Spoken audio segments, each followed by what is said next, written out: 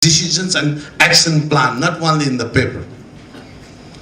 Lot of professors and I think the bigger dignitaries already present the papers, but it doesn't come in the action. That's why I think most of the professors or intellectual people also getting tired of our leaders and bureaucracy. So that to develop the tourism, I think we need the Airbus company service at first. After that, we can hold a lot of young entrepreneurs to teach them the better educations in tourism, hospitality, or skill. If you want to build a road, if you want to build anything, you need skilled people. Myself, I want to share with you, I also had skills. I had a, what you call, I'm a cottage industry. I have training about electricity 6 months over here. Then I went to Germany for another 3 years for course for the making the house insulation plan. So I mean, now we didn't have a trained manpower. To develop the country, you did not need a party members. Now all the political party want to make their political members counting the numbers. How many people they have with skills, how many people they have with education, knowledge about farming, trekking, anything, any knowledge. This is our major problem to develop in our country sustainable tourism.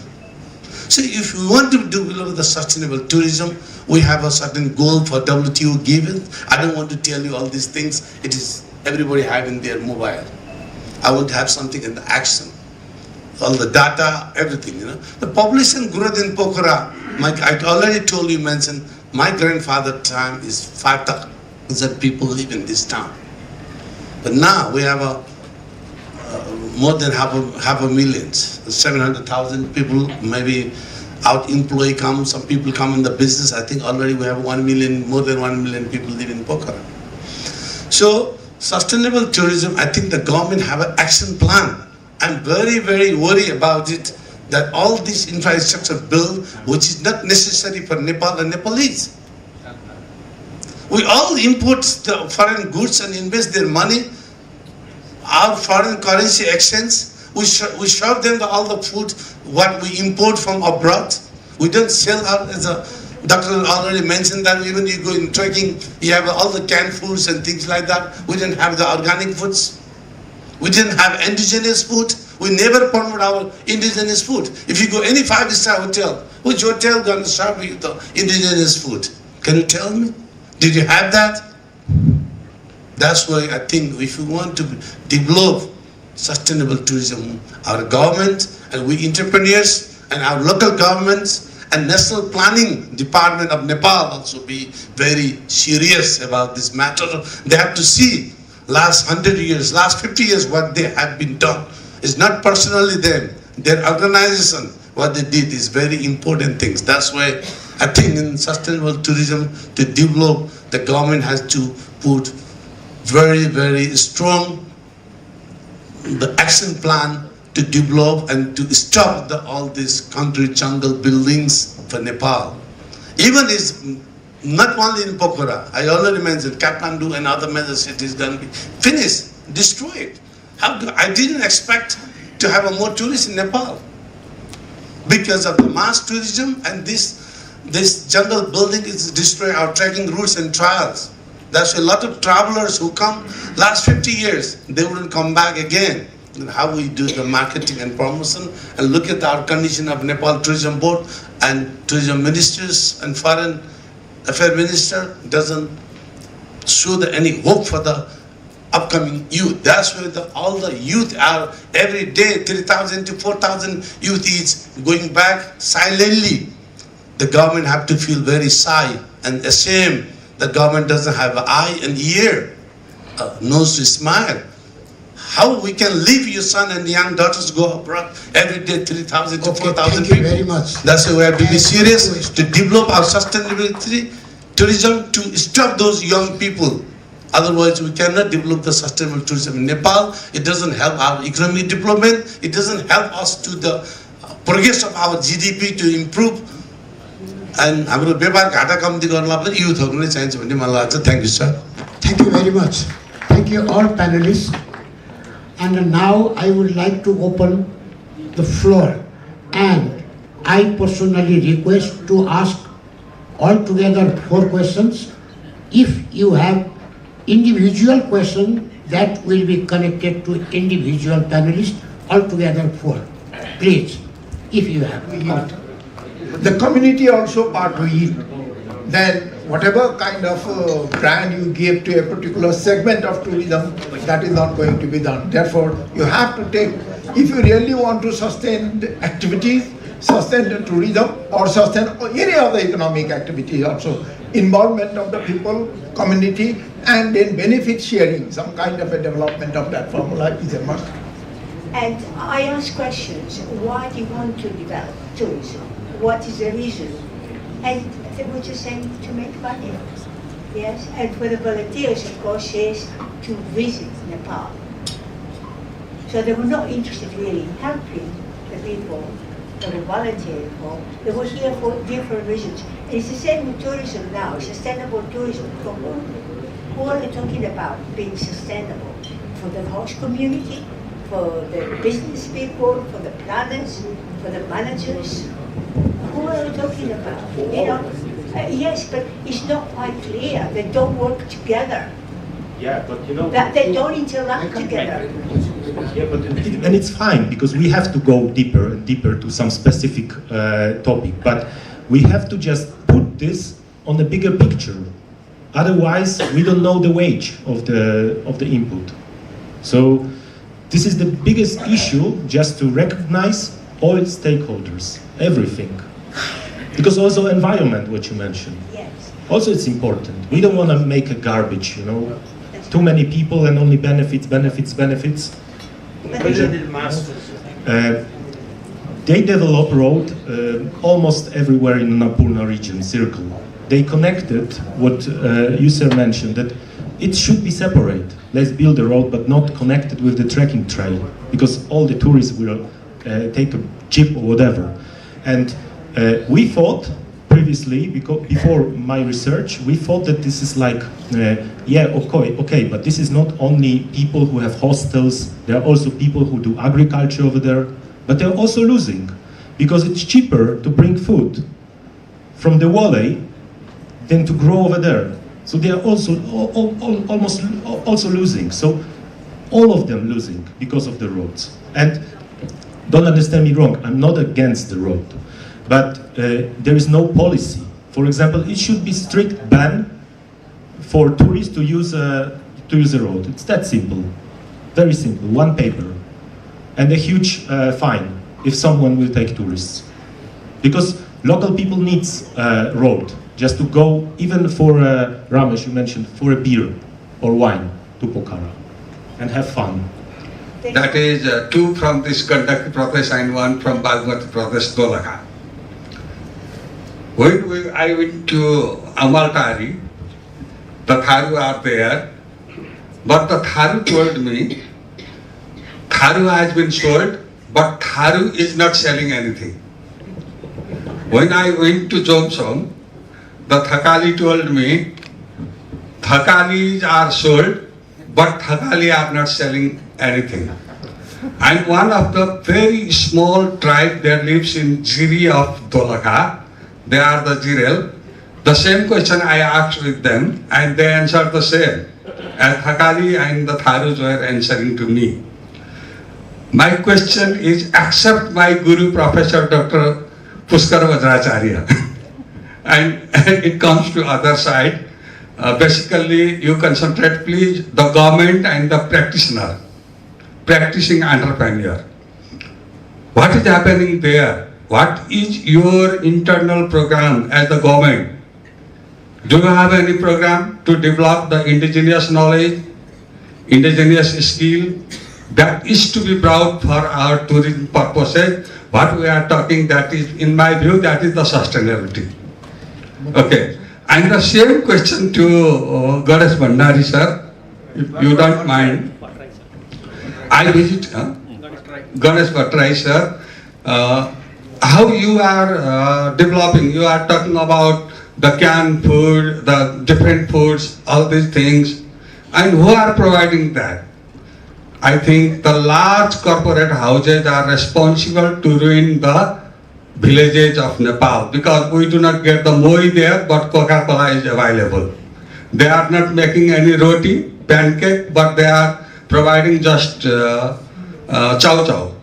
And what should be, one word I want to coin here, that nowadays in Nepal, if you can, please try to do, and we will also support, no hotel but hotel. Take all the facilities of the hotel in a home, and that is the possibility. Otherwise, if you don't have any power, any capacity, and Ganesh Bhattrai sir, have you just developed any type of the such type of the indigenous people as the tourism entrepreneur supporting your venture? This is my two questions. Government is what? The program government is developing to do, and sir, please, Ganesh Bhattrai sir, your social responsibility, I think like so. के Nepali breakfast ल्याऊ भन्दा हामी पोखरामा पाउँछौं त? Then why not Nepali breakfast?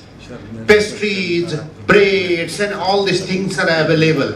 Chowmeins, noodles available. Why not the sell roti, makai ko roti, koda ko roti, phapar ko roti, moi, junelo, bhuteko makai? Why not Nepali breakfast? Thank you. Dr. Devkota, do you have any specific plan as a planner to separate plan or to make a separate plan on cultural tourism and natural tourism? And as an entrepreneur in tourism sector, Ganesh sir, what's about agriculture tourism? We say in Nepal is agriculture country, but till now from morning, I haven't listened any word about agriculture tourism. So, especially we have to focus on that, in my opinion. Do you have any specific plan for those things? That is from Christpier to like a Bicebir up to Bicebir labor or like this? Both of you. Thank you. Cultural tourism र चाहिँ अरू भनौँ न त्यो फरक छ भने छ। हामीले अहिले त्यो दोस्रो योजनामा पनि लेखेका छौँ। पर्यटन राजधानी घोषणा अध्ययन कार्यालयले दिएको रिपोर्ट पाइन्छ र भर्खरै हामीले गण्डकी र लुम्बिनी प्रदेश बिचको मुख्यमन्त्रीहरूको चाहिँ मिटिङमा पनि यो चिजलाई मेन्सन गरेका छौँ र हामी त्यसरी जाने जस्तो मगर ट्रेल भन्ने चाहिँ संस्कृतिकै कुरा आयो हैन। अहिले सदिन उठाउनु ध्यान ल्याउनु मगरहरू गोर्खादेखि तनहु त्यसपछि स्याङ्जा पाल्पा हुँदै हामी रोल्पासम्म चाहिँ एउटा के भन्छ मगरहरूको चाहिँ पदमार्ग बनाउने भनेर हामीले अहिले प्लानिङ गरिरहेका छौँ। त्यसै गरी हामीले यही वर्ष इम्प्लिमेन्टेसनमा गइरहेको गुरुङ हेरिटेज ट्रेल मार्ग छ अनि त्यसले संस्कृतिको संरक्षण गर्ने कुरा भयो हैन। त्यसै गरी हामीले अर्को चाहिँ के छ भने धवलागिरी राउन्ड धवलागिरी पदमार्ग त्यो चाहिँ हामीले नेचरलाई चाहिँ अलिकति फोकस्ड गरेर अब सडक पूर्वाधार अरू एक्सपान्सन हुँदा चाहिँ म गएको वर्ष मनाङ गएको थिएँ, यो वर्ष पनि वैशाखमा जाँदैछु। तपाईँले लमजुङ कटेर जब मनाङ प्रवेश गर्ने एरियामा पनि सबै पहिलाको चाहिँ ट्रेकिङ ट्रेलमा चाहिँ अहिले सडकहरूको चाहिँ एक्सपान्सन भइरहेको छ। यसरी चाहिँ हुँदैन भनेर हामीले त्यसको पनि वैकल्पिक पदमार्ग बाटो बनिसक्यो त्यसलाई कहाँ कसरी डिस्टर्ब गर्ने त्यो भयो भने फेरि विकास विरोधी भइन्छ हैन। वैकल्पिक पदमार्गहरूको चाहिँ खोजीको लागि चाहिँ हामीले अहिले काम गरिरहेका छौँ। त्यसैले हामीले यसलाई सेपरेट गर्न लागेको छौँ। हामी जानै पर्छ सेपरेसनमा। धन्यवाद। अहिले सरले हुनुभयो हाम्रो ब्रेकफास्ट चाहिँ नेपाली रेस्टुरेन्टहरूमा जाँदा सायद त्यो सरले अझ दिनुहुन्छ होला मलाई लागेको। हामीले सबै मौलिकता खोज्या हो नि त हैन। हाम्रो चिज हाम्रोपन खोज्या हो नि। मैले अहिले आज नेपालीमा बोलिरहेको कारण नै हो कि म एकदम राम्रो अङ्ग्रेजी बोल्न पनि सक्छु, लेख्न पनि सक्छु, विदेशी जागिर पनि खाएर आएको, विदेशमै पढेको होइन।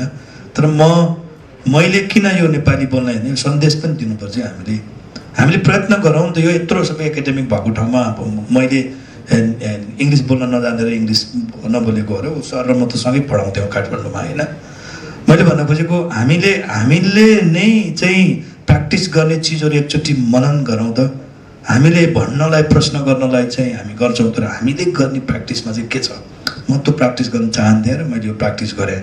म त्यसमा अन्यथा भन्न खोजेँ होइन। यति भनेपछि बुझ्नुहुन्छ होला। अर्को सरले भन्नुभएको चिज चाहिँ जस्तो अलमटारीमा गयो नवलपुरको भने थारूले के भन्नु थारू चाहिँ बेचिया छ होइन भन्न खोजेको त्यही हुन्छ तर हामीले चाहिँ केही गरेका छैनौँ थकाली कहाँ गयो मस्ताङमा थकाली चाहिँ बेच्यो होइन हामीले थकालीले चाहिँ केही बेचेका छैनौँ जिरेल कहाँ गयो केही बेचेका छैन मलाई लाग्छ त्यो सम पोइन्ट अफ भ्यूबाट कसैको पोइन्टबाट ठिक होला तर हामी अलमटारी किन जान्छौँ त थारू नै भनेर जाने हो कि होमस्टेहरू हेर्न जान्छौँ थारूले नै चलाएको छ अनि हामी थकाली खाना थकालीले नै बनाएको रेस्टुरेन्टलाई मोर प्रिफर गर्छौँ जस्तो लाग्छ पोखरामै पनि मलाई भन्नुभयो भने थकाली बाहेक अरूले चलाएको थकाली रेस्टुरेन्ट भन्दा एक्जाम्पल मात्रै दिए त्यसका अरू चिजहरू हुन् हामी थकाली नै चलाएको रेस्टुरेन्टमा जान चाहिँ बढी प्रिफर गर्छौँ जस्तो लाग्छ म चाहिँ त्यही गर्छु होइन सकेसम्म त्यो हुँदा के हुन्छ थकाली टेस्ट अनि थकाली चिज थकालीहरूकै ब्रान्डिङ भइरहेको हुन्छ भने अमलटारी जाँदा हामी थारूको चाहिँ होमस्टेमा बस्ने भनेर गइसकेपछि हामी प्रिफर चाहिँ थारूले चलाएको प्रपर थारूको चाहिँ खानादेखि लिएर सबै चिज प्रिफर गर्छौँ जस्तो मलाई लाग्छ तर एकाध चाहिँ त्यस्तो भएको हुनसक्छ र जिरेलका पनि त्यही नै हो होइन तर हामीले जिरेलका जे भेटिन्छ जिरेलको जस्तो बनाएर बेच्ने काम चाहिँ त्यो चिज भेटिन्न कि त्यसकारण we prefer to go in the जिरेलकै त्यो ठाउँमै जान चाहिँ हामी प्रिफर गर्छौँ तर भन्न जे भनिए तापनि होला त्यो एकाध तर थकालीको चाहिँ अस्तित्वको लागि हामी थकालीकैमा पुग्ने थारूको अस्तित्वको लागि अमलटार नै पुग्ने र जिरीको अस्तित्वको लागि जिरेलका नै पुग्ने हामी चाहिँ छ मलाई चाहिँ लाग्छ हामीले चाहिँ कमसेकम त्यसो गरेका छैन कि भन्ने मलाई लाग्छ र यो चाहिँ अब भन्दै गर्दा मान्छेको असन्तुष्टि कहीँ रियालिटी पनि हुन्छ एकाध त्यसलाई मैले इग्नोर अस्वीकार त म गर्दै गर्दिनँ होइन त्यो छ तर हामीले बाहिर भनिए जस्तो ठ्याक्कै चाहिँ हामीले थारूलाई मात्रै बेचेको अथवा थकालीलाई मात्रै बेचेको अथवा जिरेललाई मात्रै बेचेको नभएर उहाँहरूको उत्पादन उहाँहरूको कल्चर उहाँहरूको चाहिँ सबै चिजलाई चाहिँ हामीले चाहिँ एक्सपोज गरेका छौँ र गण्डकी प्रदेश सरकारको हकमा चाहिँ यति मैले भन्छु हामी गुरुङ र मगर र गुरुङ पहिलो र दोस्रो पपुलेसन हो उहाँहरूको भाषाको लागि भने हामीले भाषा विधेयकै दर्ता गरेर अगाडि बढिसकेका छौँ हाम्रा सरकारी कामकाजमा गुरुङ र मगरको चाहिँ हामीले कन्जर्भेसन गर्ने कुरा त्यो लगायत हामी कहाँ यो प्रज्ञा प्रतिष्ठान छ त्यो प्रज्ञा प्रतिष्ठान मार्फत अरू भाषा जात जाति सबैको संरक्षण गर्ने काम चाहिँ अगाडि बढाएको छ र हामी यसलाई अगाडि बढाउँछौँ धन्यवाद विभिन्न जात जातिले खाने खानाहरू पनि बेच्नुपर्छ भनेको हाम्रो इन्डिजिनियस पिपुलबाट प्रमोट गर्न सक्ने खानाहरू सबै जात जातिको बेच्ने हो what is the possibilities in markets सरले पनि भन्नुभयो वाट इज नेक्स्ट भन्ने कतिपय हाम्रो मान्छेहरूको कन्सेप्ट के छ भने नेपालीहरूको एक्चुअली मैले रामदेवबाट त्रिवेणीसम्म पनि हामी एउटा प्रमोटिङ गर्ने हिसाबले गएको थियौँ कति मान्छेलाई एउटा विदेशी मेरै घरमा आएर बस्नुपर्छ जसको सेतो छाला होस् ऊ मात्रै टुरिस्ट भन्ने कन्सेप्टबाट हामी सम्पूर्ण नेपालीहरू छौँ मेरो भिजन अर्कै छ तपाईँको घरमा आएर टुरिस्ट बस्नुपर्छ खानुपर्छ तपाईँले होटलै खोल्नुपर्छ भन्ने छैन तपाईँले टुरिज्ममा चाहिने आवश्यक सामानको प्रडक्ट या बाई प्रडक्ट गरेर बेच्नु भयो भने तपाईँ पनि टुरिज्म इन्टरप्रेन्योर्स हो त्यसैले सरले बिर्सिनु भयो हाम्रो छेउछाउमा कुमाले दाईहरू हुनुहुन्छ उहाँहरू माटोको भाँडा बनाउने परम्परागत काम गर्नुहुन्छ मैले धेरैचोटि नेपाल सरकार प्रदेश सरकार मुख्यमन्त्रीज्यूहरूलाई पनि भने उहाँको स्किल डेभलप गरौँ न थाइल्यान्डमा लगेर ट्रेनिङ दिउँ चाइनामा लगेर तालिम दिउँ इन्डियन भाँडाकुँडा हामी प्रयोग गरिरहेका छौँ टुरिज्ममा फ्लावर बेस तपाईँको अगाडि भएको इन्डियाबाट आएको छ चाइनाबाट आएको छ why wouldn't train our people that's why am talking about skill development त्यसैले जात जातिको म झगडा गर्ने होइन कि त्यो जात जातिको के हो अब यो भाषाको कुरा आइरहेको छ अब नाउ वर्ल्डमा एउटै भाषा बोल्ने बेला आइसक्यो अब फेरि संस्कृतको मान्छेहरू फेरि संस्कृत बदला त्यसैले जिरी होस् या कुनै जाति होस् I don't care it does care his A human being अनि उहाँको परम्परागत के छ भने संस्कृति भाषा बचाउनुहोस् तर उहाँको खानपिन रहनसहन धर्म संस्कृति बचाउँदै उहाँहरूको प्रोडक्सन के हो आज चाइनाको डेभलप हेर्नुहोस् न वान चाइल्ड पोलिसीबाट अहिले बढी चाइल्ड निकाल्न थियो युरोपियन युनियनहरू युरोपियन प्रोफेसरहरूले China will get hungry and die because of the high population भने त अहिले पिपल इज पावर भनेर देखाइरहेछ त्यसैले हाम्रो जिरेन होस् या जोसुकै होस् they are our energy they are our people they are our strength how we can develop them भन्ने कुरालाई ध्यान दियो भने हामी सानो सानो कुरामा हाम्रो माइन्ड चाहिँ खर्च गरेर अड्किनुपर्छ भन्ने मलाई लाग्दैन। त्यसैले हामी प्रडक्सनमा जानुपर्छ भन्ने मेरो मान्यता हो। त्यसैले खानाको कुरा पनि राख्न सकिन्छ, बेच्न सकिन्छ। मैले एउटा बुमराङ रेस्टुरेन्ट भन्ने चलाएको छु, मैले त्यहाँ राखेको थिएँ सर, तर खाने मान्छे कम्ती हुन्छ। अब अर्ग्यानिक भनेर गऱ्यो भने कस्ट हाई हुन्छ होइन। इन्डियन आयो भने सस्तो खोज्छ, चाइनिज आयो झन् सस्तो खोज्ने भयो। युरोपियन मार्केट हामी कहाँ छैन। मैले एयरलाइन्सको कुरा गरिसकेँ। Those are the problem. त्यसैले गर्दा टुरिज्म इन्डस्ट्री भनेको डाइरेक्टली तपाईँको आएर टुरिस्ट बस्नुपर्छ, खानुपर्छ भन्ने मान्यता होइन। टुरिस्टलाई चाहिने सामान हामीले प्रोभाइड गर्नको लागि स्किलफुल मान्छेहरूबाट उत्पादन भएका सामान हाम्रो ह्यान्डिक्राफ्ट मार्केटमा, हाम्रो कृषिलाई अपग्रेड गरेर अहिले कृषिको जमिनहरू खाली छ हेर्नुहोस्, त्यहाँ कम्युनिटी फार्मिङ सिस्टम डेभलप गरेर उनीहरूले डेभलप गरेको सामानहरू बढीमा बेच्दैछ। हाम्रो छेउछाउमा सुन्तला हुन्छ, सर पनि यहाँ हुनुहुन्छ। हामी 30 रुपियाँदेखि 50 रुपियाँ किलो सुन्तला बेच्छौँ, 150 रुपियाँ किलोको इन्डियन सुन्तला खान्छौँ। What is our economy? Why you don't protect this things and make the by product with the orange jam बन्छ, जुस बन्छ, चक्लेट बन्छ, खै त। त्यसैले मेरो कुरा के भने म एउटा सानो व्यवसाय हो, तर जबसम्म सरकार प्रोडक्सनमा जाँदैन, बाई प्रडक्टमा जाँदैन, बाई मार्केटमा जाँदैन, तबसम्म हाम्रो इकोनोमी जिडिपी बढाउन सकिँदैन भन्ने मेरो मान्यता हो सर है। त्यसैले इट डजन्ट म्याटर तपाईँ कुन धर्म मानिन्छ, कुन जातको, कुन पृष्ठभूमिबाट आउनु भएको छ, सरकार छैन, तपाईँसँग स्किल छ कि छैन, र गभर्मेन्टले स्टार्टअप गर्ने हाम्रो युथहरूलाई कमसेकम 3 वर्षको लागि सर्वे ल्याउनुहुन्छ, ट्याक्स फ्री गरोस्, काम गर्ने अप्सन दियोस्, उसलाई चाहिने मेसिनरी सामान। यो 50 करोडको चाहिँ 2-3 करोडको गाडी चढ्यो भने ठुलो मान्छे हुन्छ, तर उसले ब्याङ्कमा लोन गरेर 1 करोडको सामान गरेर चाहिँ मार्फामा बन्छ। यहाँ स्याउ छ, स्याउबाट बाई प्रडक्ट एप्पल साइडर बन्छ, धेरै कुरा बन्छ, जाम बन्छ, जुस बन्छ, चक्लेटहरू बन्ला, धेरै कुरा बन्ला नि त। अब त्यो थाहा लिएर त्यो प्रमोट गर्न लाउनु पऱ्यो। अब हाम्रो बेच्यो, यो बेच्यो, त्यो बेच्यो, धर्म बेच्यो, संस्कृति बेच्यो भन्ने भन्दा पनि हाम्रो प्रोडक्सन के हो, हाम्रो कल्चर पनि बचाउँ र हाम्रो धर्म संस्कृति पनि बचाउँ, हाम्रो भाषाहरू पनि गरौँ होइन। अब यो गाह्रो कुरा छ हेर्नुहोस्। अहिले सरले गुरुङ भन्नुभयो, I have lot of Gurung friends, तर मेरो साथीको छोराछोरीहरूले गुरुङ भाषा बोल्दैन होला, किनकि बेलायतमा बस्छन्, अमेरिका बस्छन्, राम्रो अङ्ग्रेजी बोल्नुहुन्छ, गुरुङ भाषा बरु मलाई आउँछ, उहाँहरूलाई आउँदैन होइन। त्यसैले हामी के भने डाउन टु अर्थमा गयो भने हाम्रो डेभलपमेन्ट हुन्छ। अब एउटाले अर्कालाई कुरा गर्ने, अर्काले अर्कालाई गर्ने, एउटा नेताले अर्कालाई भने बालेन्द्र केबी ओली झाडा गरेर जस्तो गरेर बस्यो भने मुलुक बन्दैन। That's is my conclusion.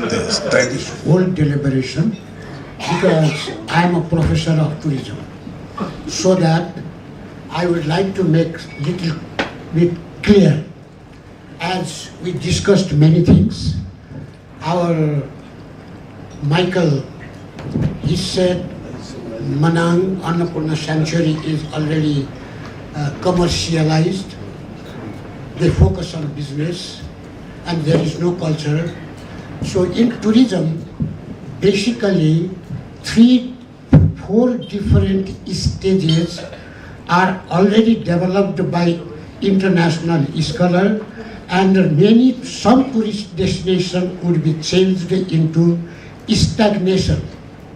Stagnation is that stage where people and the destination will start showing negative attitude towards the tourist on one side, and people will become quite commercialized, which will not be accepted by the newcomers or new visitors. This is known as stagnation. As far as the food, as he raised, tourists will be from different nationalities. Every different tourist will have their own interest, own desire, own choice. Therefore, we cannot generalize everything to all different tourists. So that, so he proposed that why not we are selling our own food. You know, the culture of Western tourists, they are socialized from ice cream culture. Their tooth will not accept the hard and the dried food which we produce in Nepal, like bhatmas, makai, etc. They don't allow, they don't accept it at all because of their tooth problem. And if they find ice cream, they will be happy. But which is not possible to sell ice cream in all different local restaurants. Therefore, culture is very important, and every tourist will have their own culture, and they are socialized with their own tradition. And then after, as he, Professor Dhurva sir said the example or proposed, asked regarding the prospects of tourism in Jiri, in Tarai, Amaltari, and in Johnson. Johnson Thakali is where after the introduction to tourism, they got airport. Once the airport is opened, local destination, local people have spillover impact. They are highly benefited from different aspects of their economic life. And Jiri, so all different ethnic groups could not be sold as tourist products because tourists have to accept. There is no doubt we love selling the ethnic groups, but no tourist will accept all different ethnic groups because there are particular places, particular environment, particular culture and a particular heritage which will be accepted by the tourist. For example, Khumbu, everyone loved this. For example, Mustang, everyone loved this. And Pokhara, everyone loved this. But not all other places they would like this. Therefore, it depends upon the potentiality of the people and the places. And the next, as he highlighted the origin and the development of tourism in Nepal. Tourism in Nepal was actually contributed by the Japanese explorer Jiro Kawakita, who came to Nepal in 1950, and then Tony Hagen from Switzerland, who came to Nepal in 1950, and a French mountaineer who climbed Mount Annapurna, and they were the people who really contributed for developing different types of tourism here in Nepal. As far as tourism is concerned, there are more than 125 types of tourism as developed by Haley Stanton. She's from UK and she's the professor of tourism, and she wrote the glossary in which she showed more than 125. Otherwise, she was Valen L. Smith who edited a book, Host and Guest, The Anthropology of Tourism, published in 1977, where she has developed 5 different major types of tourism: ethnic tourism, cultural tourism, historical tourism, environmental tourism, and recreational tourism. Nepal is very popular for environmental tourism, which we are talking about sustainable tourism development. In this deliberation, we have to focus on nature-man connections, as Michael Apollo highlighted in SALT. See, these days we, the professors, students and the researchers are primarily concerned with climate change because of sustainable tourism development, and we, the professors are talking about Anthropocene, tourism and Anthropocene, which that taught us to know about the relationship between the nature and the man. Therefore, protection of the environment, protection of culture, protection of economy and people, place, and people, planet, and profit. These are the crux of sustainable tourism that, due to the time constraint, we did not discuss, and which is very important, so that socio-ecological system and the system thinking will be very important while discussing about sustainable tourism. Market research on travelers, because you also said there isn't just one type of tourism.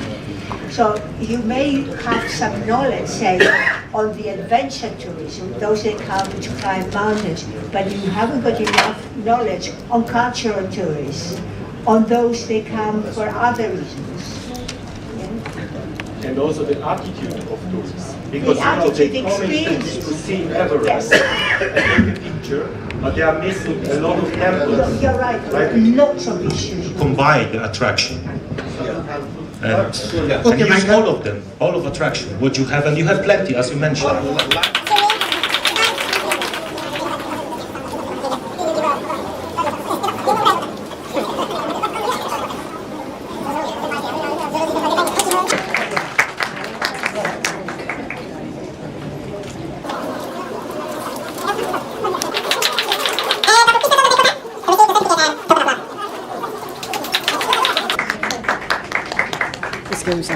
Thank you, moderators, thank you, panelists, and thank you, Professor Dr. Eugene Yukins and Professor Dr. Dominique Totaro and Campus Chief Birenji Gautam, sir. So to save time, we are jumping to one question or maximum two questions, 5 minutes for question answer round. So, over to you, Professor Dr. Kafle. He's from Nihon University, Tokyo, Japan. And the presentation topic again is role of higher education in sustainable development tourism, innovation and economic development. That's the topic of our international conference. And Japan's cultural tourism and sustainable community development. Professor, may I request you to have a presentation that lasts for only 10 minutes, usually followed by 5 minutes again. I mean questions, Q&A from the floor. Professor. Professor Takehiko, right? Yeah. If I'm correct in your pronunciation, and Eshuda. All right, thank you. That's it.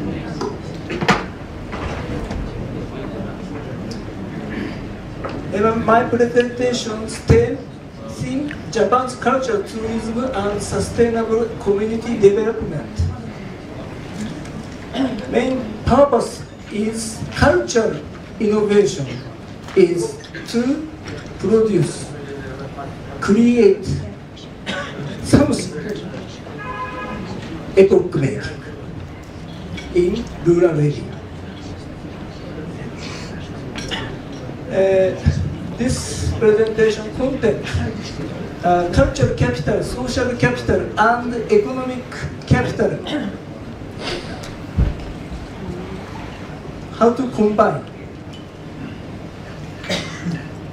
David Throsby of cultural economics concept cultural capital. Economic capital brings economic value. Cultural capital brings economic and cultural value. Two forms of cultural capital.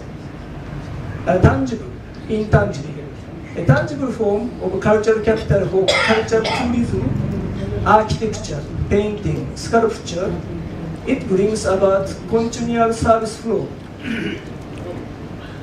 And intangible form of capital, cultural capital for cultural tourism, custom, beliefs, and value shared by groups like music, literature, language. These are powerful cultural values, but no economic value. Cultural and economic value comes from the service flow. This stock produce its own cultural tourism. Stock of this intellectual capital lose values if it is neglected. Social capital is positioned as a complement to economic and cultural capital. The value of art and culture, three perspectives. One, economic capital, generating income and growing economies. Two, social capital, promoting communications to form and maintain communities. Three, cultural capital, inspiring the spirits of people. The assessing regional specific resources in urban planning and cultural tourism. Art project up to 80s in Japan. This is cultural tourism. Outdoor exhibitions rather than art galleries increased. Work in progress approach.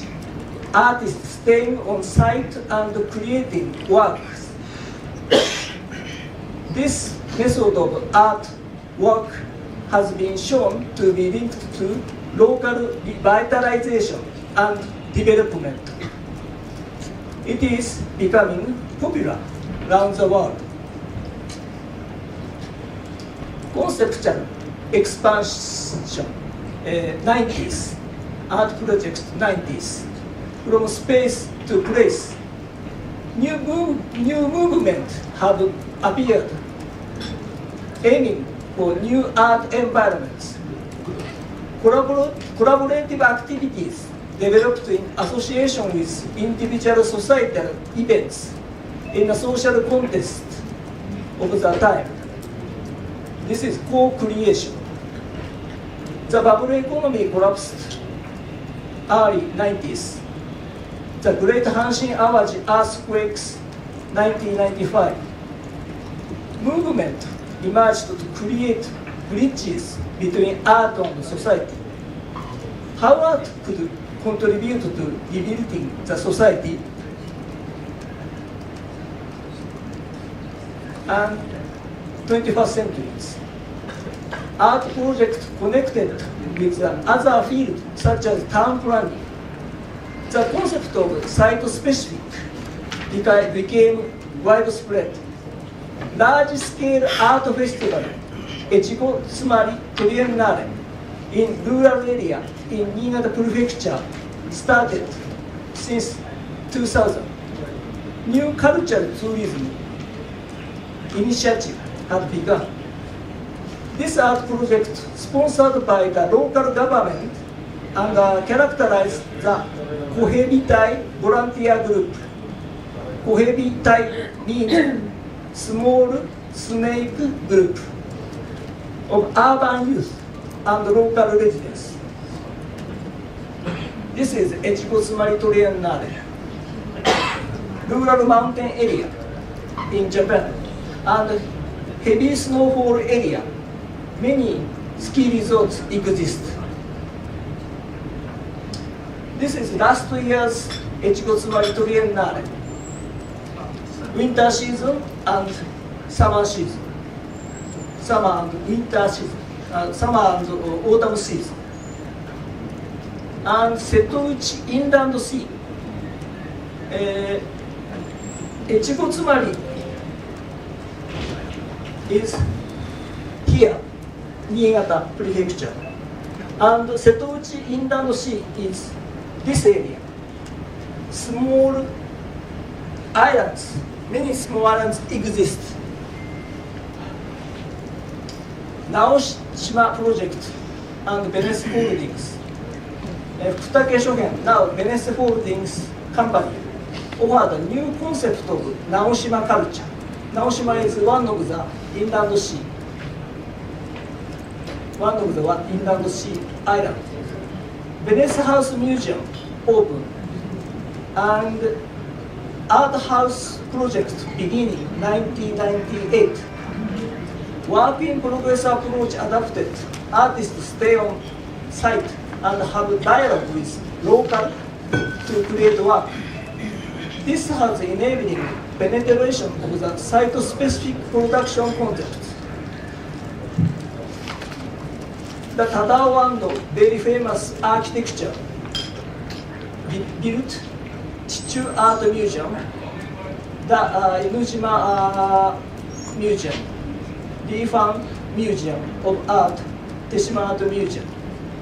Venice announced the concept of the Setouchi Art Network to connect the islands of the Seto Inland Sea through art. Naoshima project software, that is hardware, this is software, infrastructure. Standard exhibition 1 to held 26. Naoshima project has succeeded in tourism. 10,000 visitors in 1990, increase in 2000, 40,000 in second, Naoshima standards, second, 2000 in 2008, 340,000 visitors. Setouchi Triennale beginning in 2010. Fukutake Foundation and Kagawa Prefecture played leading role. Kagawa Prefecture's planning art tourism in 23. Fukutake Foundation, Setouchi Art Network. Soichiro Fukutake, CEO, participated in an already successful HBOS Triennale Futake approach its director from Kitagawa Furam with the idea of Setouchi Triennale. Setouchi Triennale was organized by these two distinct leaders. Soichiro Futake, former CEO of Benesse company. He believes the economy should be the servant of culture. Setouchi Islands have shouldered a negative legacy with the modernization of Japan. Setouchi Triennale started 2010. The main theme, restoration of the sea. The first Setouchi Triennale 2010,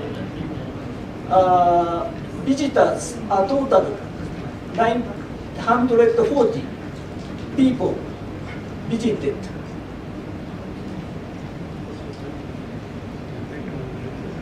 Second Triennale 2013,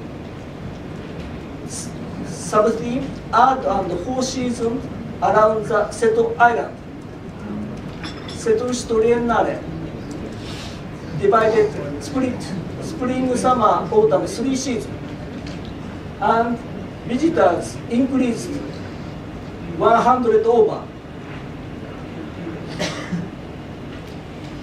Professor, can you wind up your presentation?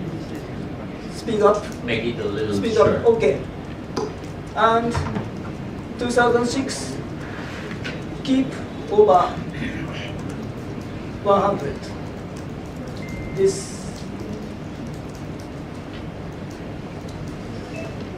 a volunteer organized Koebitai. Koebitai means small slim group. Volunteer organization is very high accessed. And but what I noticed that, and maybe you can tell a little bit more, that and we also discussed about this a few minutes ago. I noticed that on those islands, when they develop tourists and these facilities, tourist facilities connected with art, a lot of houses, local houses, are empty. Like people left it because, I don't know, this is my guess, maybe because of tourists, and as Japanese people like quiet, this kind of culture is like want to have this kind of place just for themselves. Maybe this is the reason that too many tourists arrive, and those people decide just to go away because quite good houses completely empty. Just close it. You can guess that no one lived in there. So maybe you can just say a little bit more if you know why it's happening. Very like modern art. Modern art is powerful. Power changes the island's area. So this Triennale and many Biennale in Japan, Japanese thinking changed. New one, like this new culture makes new Japan's development, I think. It is, but it is process. Libertarian destroy Japanese thinking. But Shohei Ohtani has an old Japanese custom beliefs and makes based on new custom beliefs, he makes tremendous performance. He gets 3 times MLB,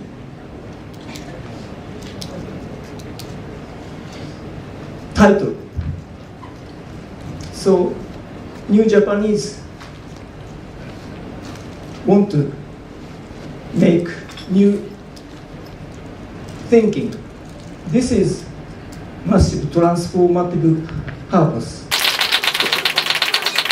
Teacher education. Teacher education known as the education of all education. So it is related to our theme, teaching and learning. So I am going to share my research work. The connecting theory and practice in teacher education, issues and challenges.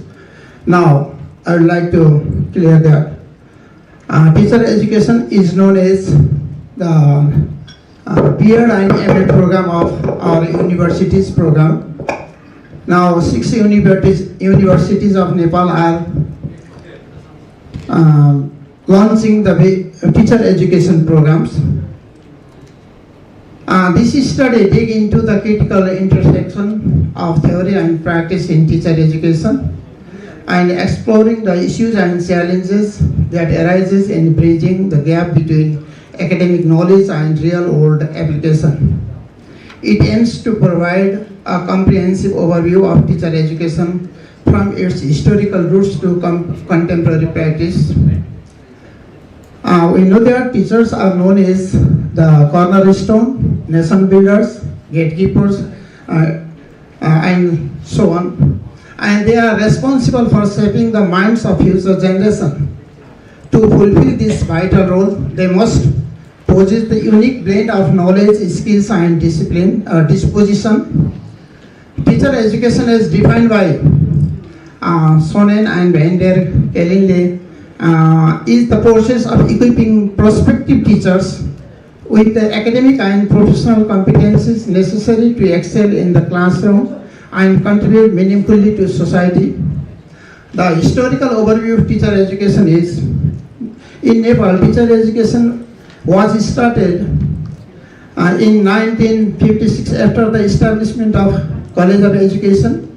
College of Education was established before the establishment of Tribhuvan University, which was established in 1960s. Now, teacher education at present in this study is only focused on Tribhuvan University, and research is done in an constitute campus of TU. A 4-year B.Ed program implemented since 2015 to enhance teacher education, and the course, especially this study, is based on the course number 440, which is known as teaching practice course. The course was also restructured and holistic approach, combining theory, skills, and practical teaching experience.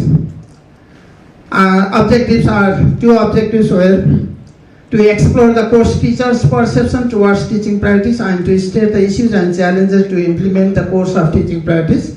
Here, course teachers are known as those teachers who teaches the course teaching practice, in especially it is known as Education 440 course number. The research question, how do they perceive? Then what are the primary issues and challenges to implement the teaching practice course? The review is not, I think, not necessary. The methodology I would like to share. The research adopted phenomenological research designed under the qualitative approach and interpretive paradigm. Participants were course teachers and they teaching practice in B.Ed level in constituent campus of Public University of Nepal. Participants were selected purposefully. Unstructured interview guideline was used to generate or to collect data. In-depth interview was taken with 6 different course teachers. Information were transcribed after multiple listening the recording. Course and themes were prepared. Member checking and follow-up interviews were applied. Interview transcript and findings to the study were shared with informants, and consent was taken from participant. Result and discussion. This study analyzes the teaching practice program based on gathered information and discussion. The study focused on key themes such as prospective teachers. The students who are studying in B.Ed and M.Ed are known as prospective teachers. Their participation or regularity, the role of course teachers, the significance of micro-teaching, test construction and analysis, support from cooperative schools, and the evaluation system. These are the themes, and try to find out the issues and challenges on each themes.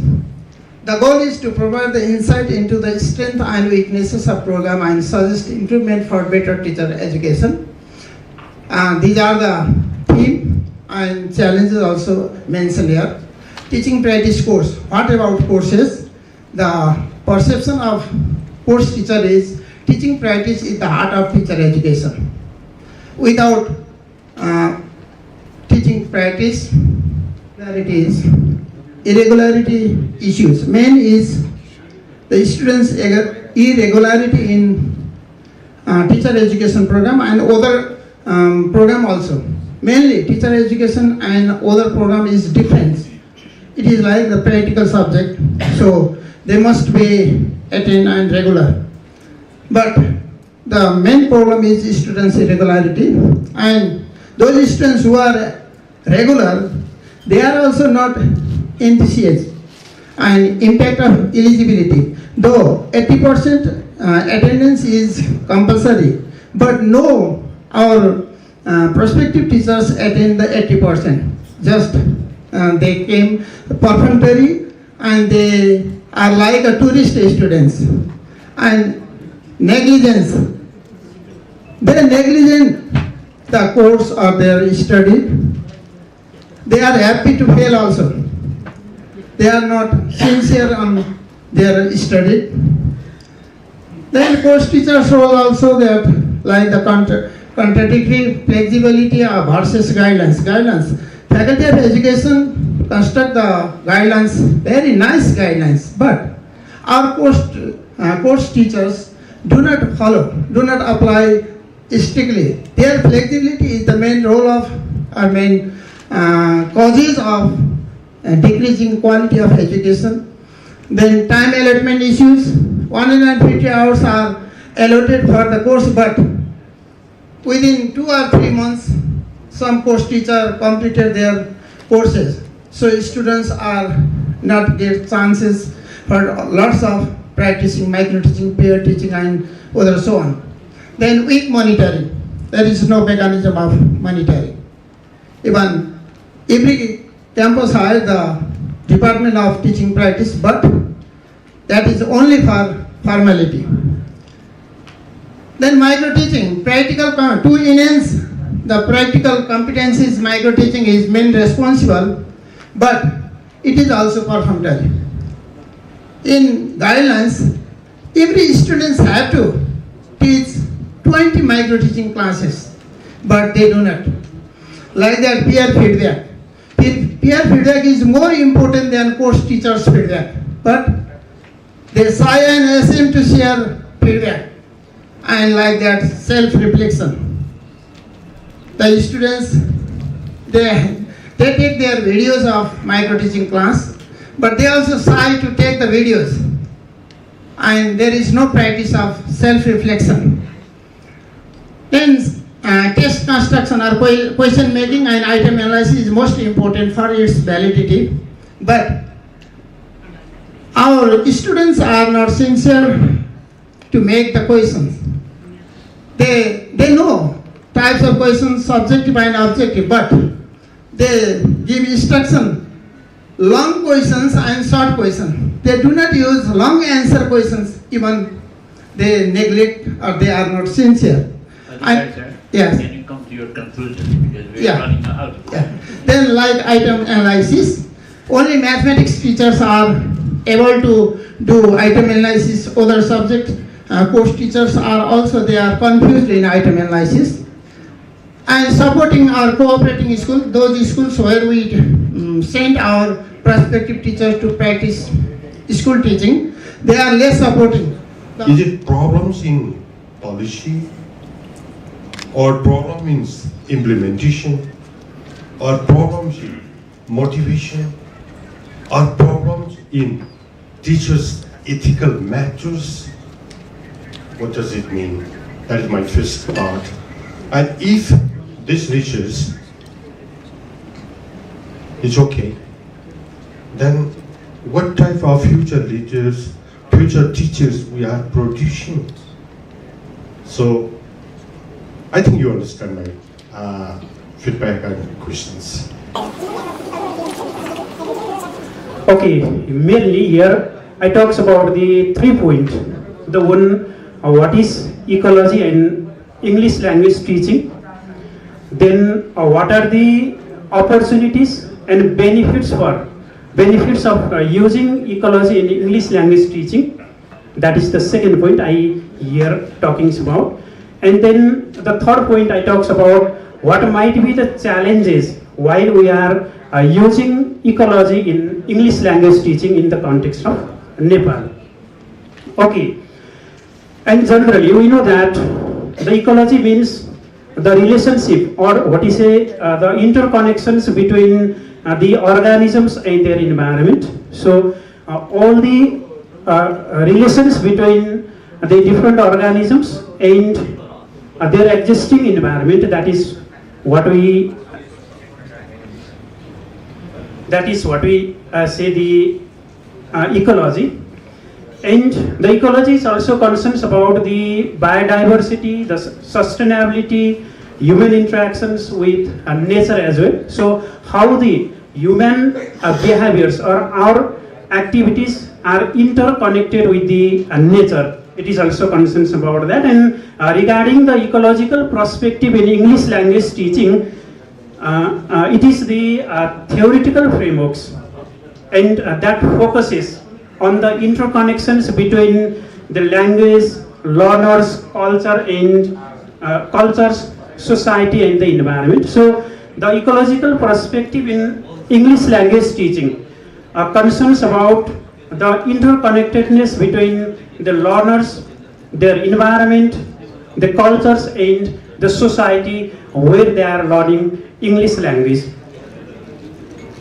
Okay, and the ecology in English language teaching means the interconnections between the language, environment and the education. So how the language and the environment or the context where they are learning the English language and how the education systems are connected among them, or they are interconnected, or how the education system, the English language and the environment are connected to each other.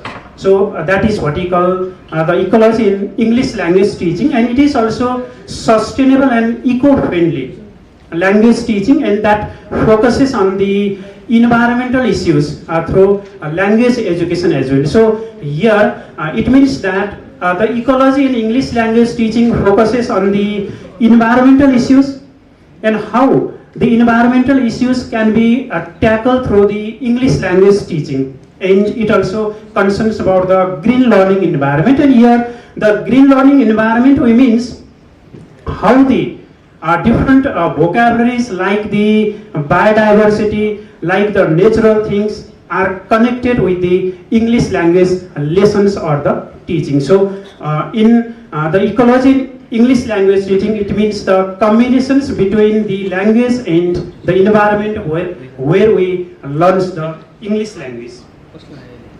Okay, now the relationship between ecology and English language. So generally these two terms are somehow different. So the ecology we means the terms related to the environmental science, and the ELT that means the related to the language education. So generally we seems these are the two different terms, but when or while we are connecting these two things, then how or what kinds of results might we get? So this is my main concern of this research. And we know that the language teaching is influenced by the socio-cultural and environmental factors. So it means there are the various social and cultural factors like the different cultures which we are celebrate in our society, and that cultures And that cultural language is also concerns about the English language as well. So it means that when we are teaching the different topics related to the culture and the environment, then while we are teaching these topics within the classroom environment, but instead of teaching these topics in the classroom environment, then if we take our students in the very places, then we teach them, that might be more fruitful. So as for example, in our English curriculum, there is a poems, Pompous Pokhara, for example, and while we are teaching about Pompous Pokhara, and this is about the natural beauty of Pokhara,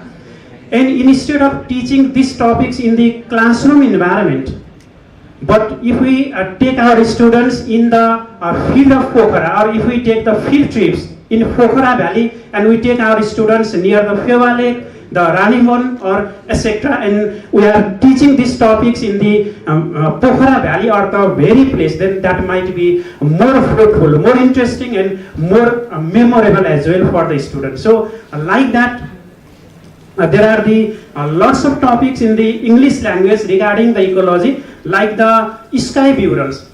That is also the one topic that is related to the death rituals of the peoples of Upper Mustangs and the Tibetan peoples as well.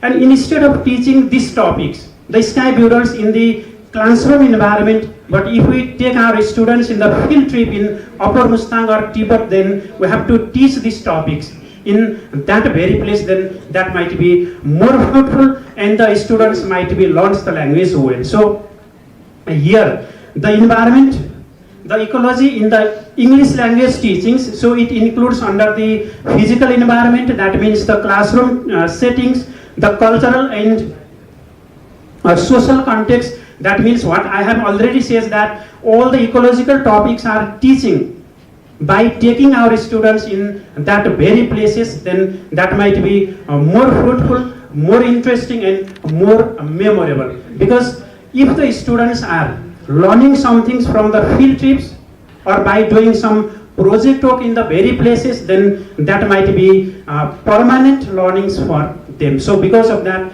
there might be the close relationship between ecology and English language. English language, ecology related topics in the very field, but there are the lots of challenges while we are talking about the ecology and English language teaching and the eco-friendly ELT or English language teaching. So while we are talking about the eco-friendly English language teaching, especially in the context of Nepal, then there might be the challenges of the excessive use of paper and printed books, because while we are using the paper and printed books, then that might be disturbed, or that might be the wasted materials. After some times, then it may be degrade, or it may be disturb our environment. And when it disturb our environment, then naturally or gradually it may have the other side effect, and as a result the ecosystems might be disturbed. So the lack of technology access for sustainable learning, and the urban and the rural educational divide. So that means in the urban areas there are some different types of technologies. The teachers use one kinds of techniques, or there is the availability of the information technologies or the computerized technologies, but in the rural areas there is the lack of computerized technology. Even there is the lack of internet. So because of that, there is the differences between the urban and rural educational system. So because of that, we cannot conduct the eco-friendly ELT in Nepalese, especially in the rural areas. And in others, can you come to the last part of it? Okay, sir. And then others, the insufficient teacher training. So there is, we talks about the eco-friendly environment. We are trying to develop the eco-friendly environment, but there is the insufficient teacher training regarding the eco-friendly environment, or how to teach the eco-friendly, or how to create the eco-friendly environment in our English language classes. Okay, and there are some benefits of an ecological approach in English language, because it enhance the real life situations, because I have already said that while we are taking such topics related to the ecology, then if we take our students in the very places, then they might be launched well. Again, for the sustainable ELT practices, there should be the use of digital resources, incorporating local environment topics, means the topics should be related to the local environment, and the encouraging outdoor learning activities. So instead of teaching in the classroom or within the classroom environment, then we have to teach our students outside the classroom, then that becomes the more sustainable for ELT practices. Again, then the integrating ELT in ecology in ELT curriculum. So, okay, sir.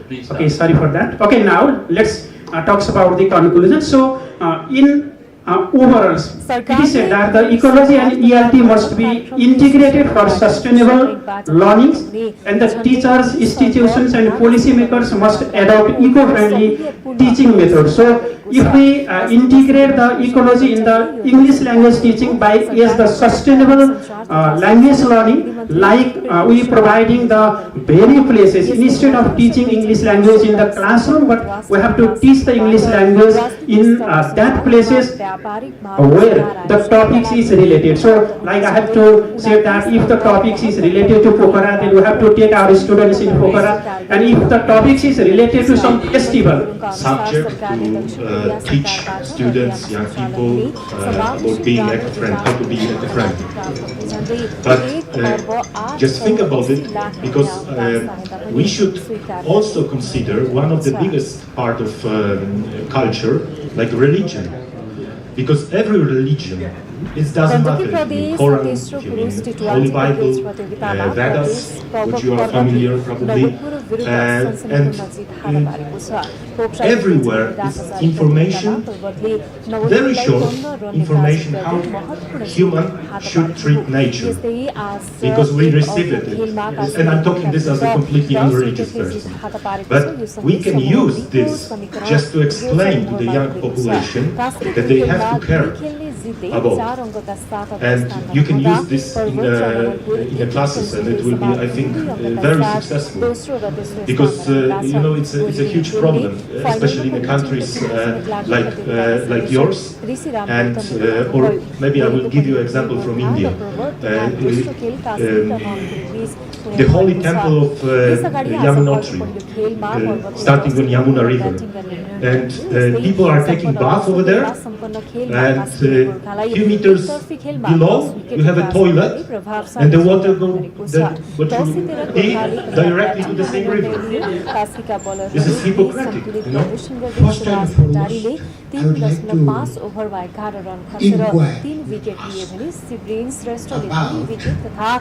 about which type of ecology you teach in your class. I am asking this question regarding the Norwegian scientist Nies, who developed a theory of typology of ecology, in which we will find deep ecology and shallow ecology, because you were talking about nature and earth. Number two, you talked about the sky boreal, air boreal system in Bhutan.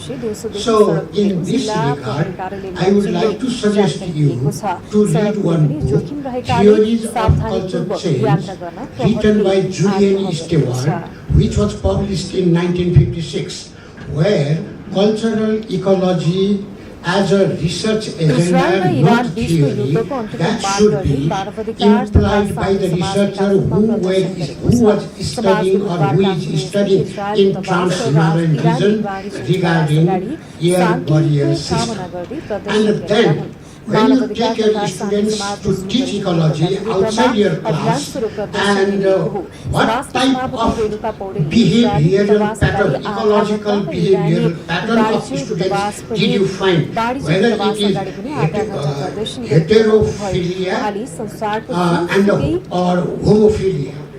So, which are very important once the teacher will take his students outside the university, outside the classroom, to provide experiential education regarding nature and nature, man and the environment. Nature in terms of ecology, man in terms of social system. How they interact to keep symbiotic relationship between the natural science and the humanity in this regard. Thank you. Or my study is related to the ecological perspective in English language teaching in the context of Nepal. So while I am taking the students, or while I am talking about taking the students in the very field regarding to teach regarding the ecological aspect, like in ecological aspect we have the different cultural aspect, the social aspect, the religious aspect, all are concerns about that. So I mean that whether or if we teach the students such topics within the classroom, but instead of teaching within the classroom, then if we take our student in that very places, then what kinds of impact or what kinds of impressions, what kinds of learnings the students get? I wanted to get that. Okay, thank you, sir. The main purpose of this research is to increase students' engagement in learning language using parallel. And the two research questions, one is how does integrating parallel in teaching foster students' enthusiasm in learning language, and what are the perception of EFL learners towards usage of parallel in learning foreign language. These are the two questions. And why I chose this topic research. As for my experience in reading the research articles, what I found, lack of student engagement in the learning process. Students are very silent. They are not eager to participate in different activities, maybe because of teacher-fronted teaching. And problem of student attention span in the classroom. They cannot concentrate much on any topic. They quickly shift their attention here. Another is reluctance in writing tasks, lack of writing habits and mechanism. So because of this, I thought integrating parallel might help them engage in the learning process. As we are talking about language, without student involvement, how can they develop their language proficiency, maybe skills and aspects, right? If they do not read, how could they develop their reading habit, reading skill, comprehension others? And if they do not speak, how can they develop their communicative skill? If they cannot listen to, and how can they develop the listening skill in foreign language, in English? And Parallel is the web-based platform that functions as a digital bulletin board and more than that. So yeah, let me with the workshop. Okay, it works. Yeah, it's a Parallel. So these are all Parallel. I and both of us, all of us actually, student and myself, created, and we can create it easily. It's not difficult. So we can go it and we can pick up and we can customize our learning, subject matter, chapters, whatever we say, we can do it easily. I'll come back to it again. Yeah. Next is action research. Action research is systematic inquiry carried out by practitioners to solve their problems, issues, or to improve their profession, right? Or to solve daily issues that arise in the process. So that's called action research, and we can say it is problem oriented or it is limited. That's the action research. This is action research design for my study. Why Parallel? I think I'll not go for this. It's a collaborative learning tool, functions as virtual bulletin board, I told you before, and can be used in online discussion platform, supports multimedia integration. We can upload the videos, audios, or we can slides and whatever we wish to do, or audio, we can do that. And they enables peer learning and self-assessment. They can assist themselves, or they can help one another. They can comment and encourage other friends to continue learning. And they can, if there any problem, they can help one another. I employ the tool assessment of learning. It's user-friendly, it's not difficult to learn, because there are not many, they don't need much technical skills. This doesn't require any technical skills. And contribute, this study has shown that it contributes developing and strengthening English language proficiency. So I have used these two theories, basically Vygotsky's social interaction. You know, learning happens through social interaction. And as we are talking about language, if there is no interaction, which is difficult for students to develop their competency, language competencies. But social interaction with the use of tools, one is that, another is connectivism. They learn through different medium or media. Maybe you talk about using Wi-Fi, or maybe different media, or maybe social media and all these things. So here today I'm just saying it's ongoing action. It's not finished. It's the halfway, somewhere halfway. And today here I'm just sharing my experience. Till now, what experience I have got while using Parallel as an action research. My experience,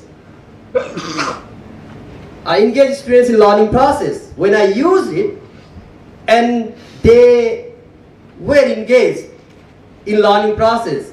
For example, we can see here, you can see students are doing, and same one more thing is there, they write lot of things, they comment and they encourage one another. So these are the students writing, but sometimes the problem, some students do not have that smartphone, so I ask them to write and upload them later. If their device doesn't work, they can write in their notebook and they can upload it later, so that they can get feedback either from facilitators or from their colleagues, so that they can communicate, they can help one another. Okay, that's the same. And then support one another in technical as well as learning subject matter or anything. So what I found, they were very much enthusiastic in helping. If there is some technical problem, one another, they are ready, they are very excited to help one another. At the same time, if they find some mistakes or errors, they also very actively help one another. That also, that created actually very lively environment in the classroom. So that encouraged me also and others also to do that. Because, as I told, next. Then what we did, we had kind of commitment. Every day we have to write few sentences. Whatever we learn, we have to write. So write some sentences every class, either in Parallel or notebook, and I encourage them whatever they know about the topic without worrying about mistakes and errors. So they are very much worried about mistakes and errors they commit. And I asked, why don't you write? So my spelling is wrong, my grammar is wrong, and everything is wrong. So my handwriting is horrible. And I told him, no, don't worry about this. That's secondary thing. We can go them again. Okay. Can you just conclude? Thank you, sir.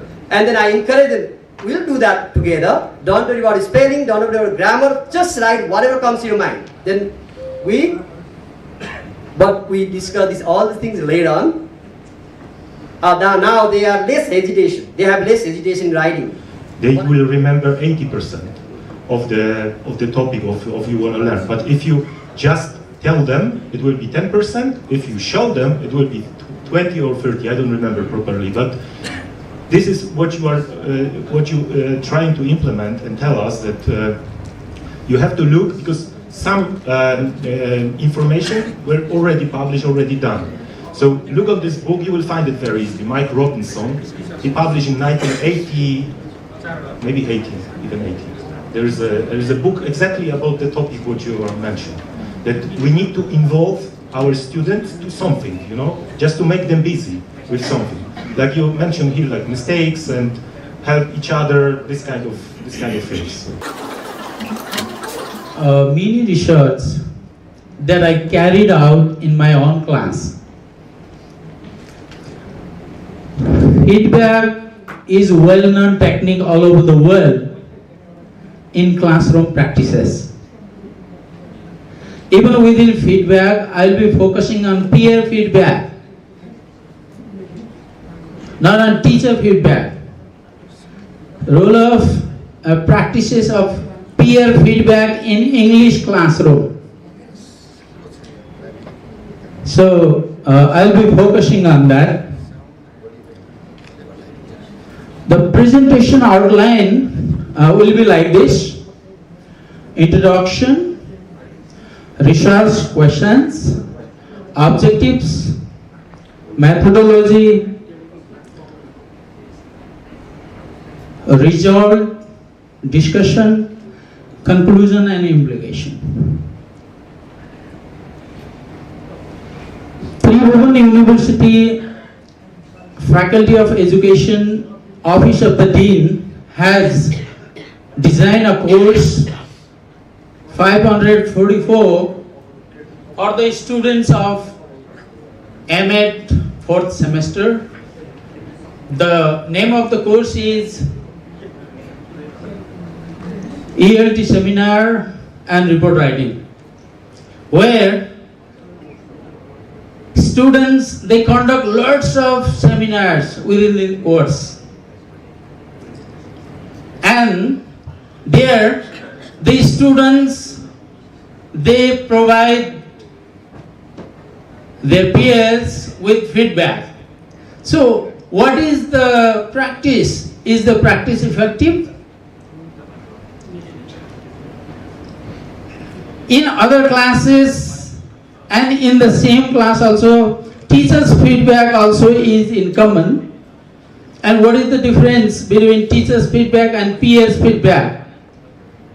So, focusing on peers' feedback, I have carried out this qualitative research, and my research question was, how do peer feedback practices enhance students' language skills in university level English language classroom? That was the question. After reviewing, what I found that my question, this research question, was not answered, so I carried out this research, and objectives were explore peer feedback practices in university level English language classrooms in Nepal, reveal how these practices effectively promote English language proficiency among students.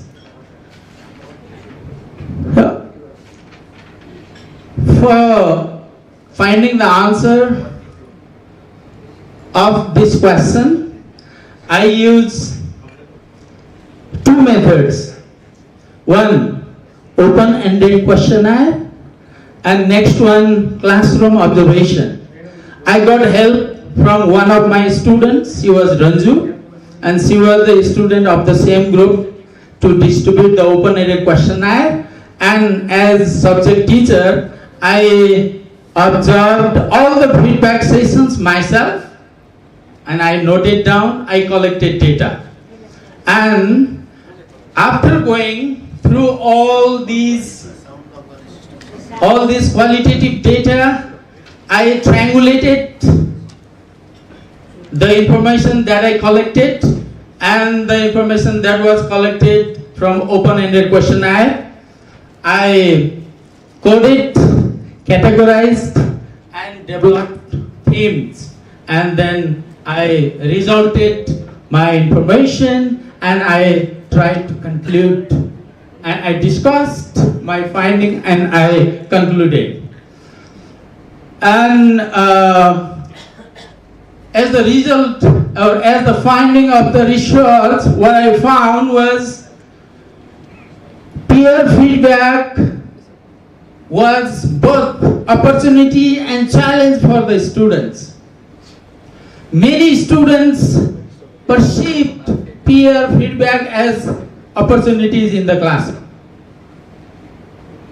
So through peer feedback, they improve their English language skills, all the skills, listening skills, speaking skills, reading skill, and writing skills.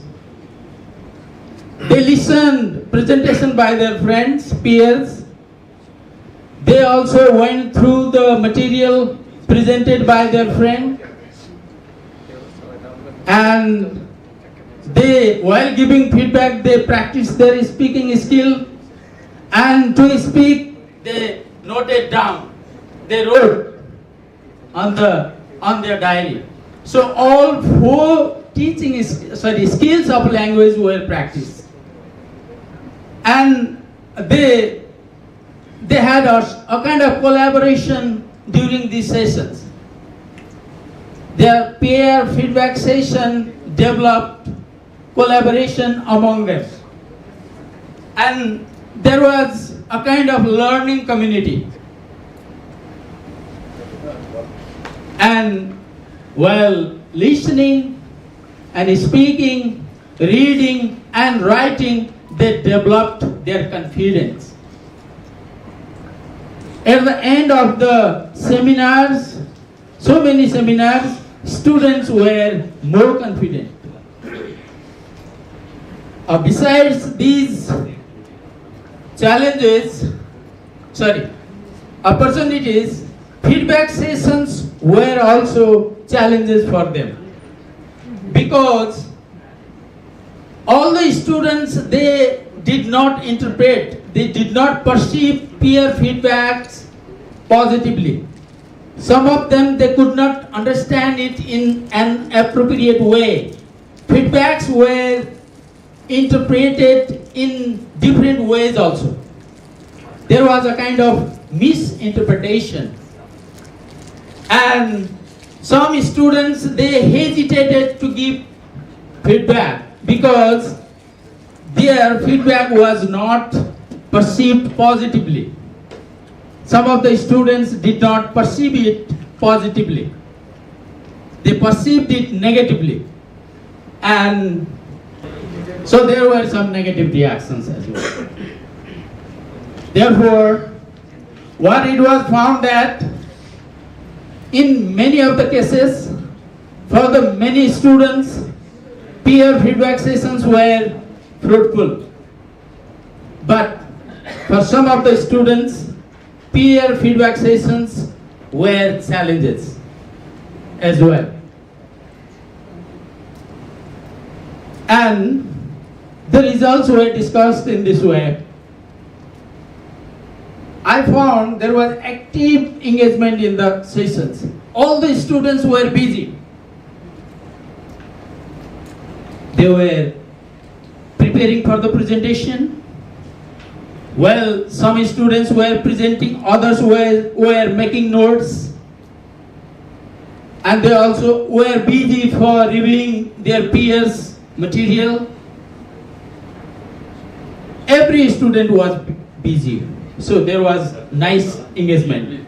And critical thinking. So they critically thought about the feedback provided by their friends. And there was reduction of anxiety in the classroom.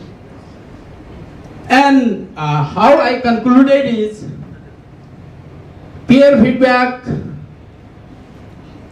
were beneficial for many students. They were taken as opportunities for learning new ideas.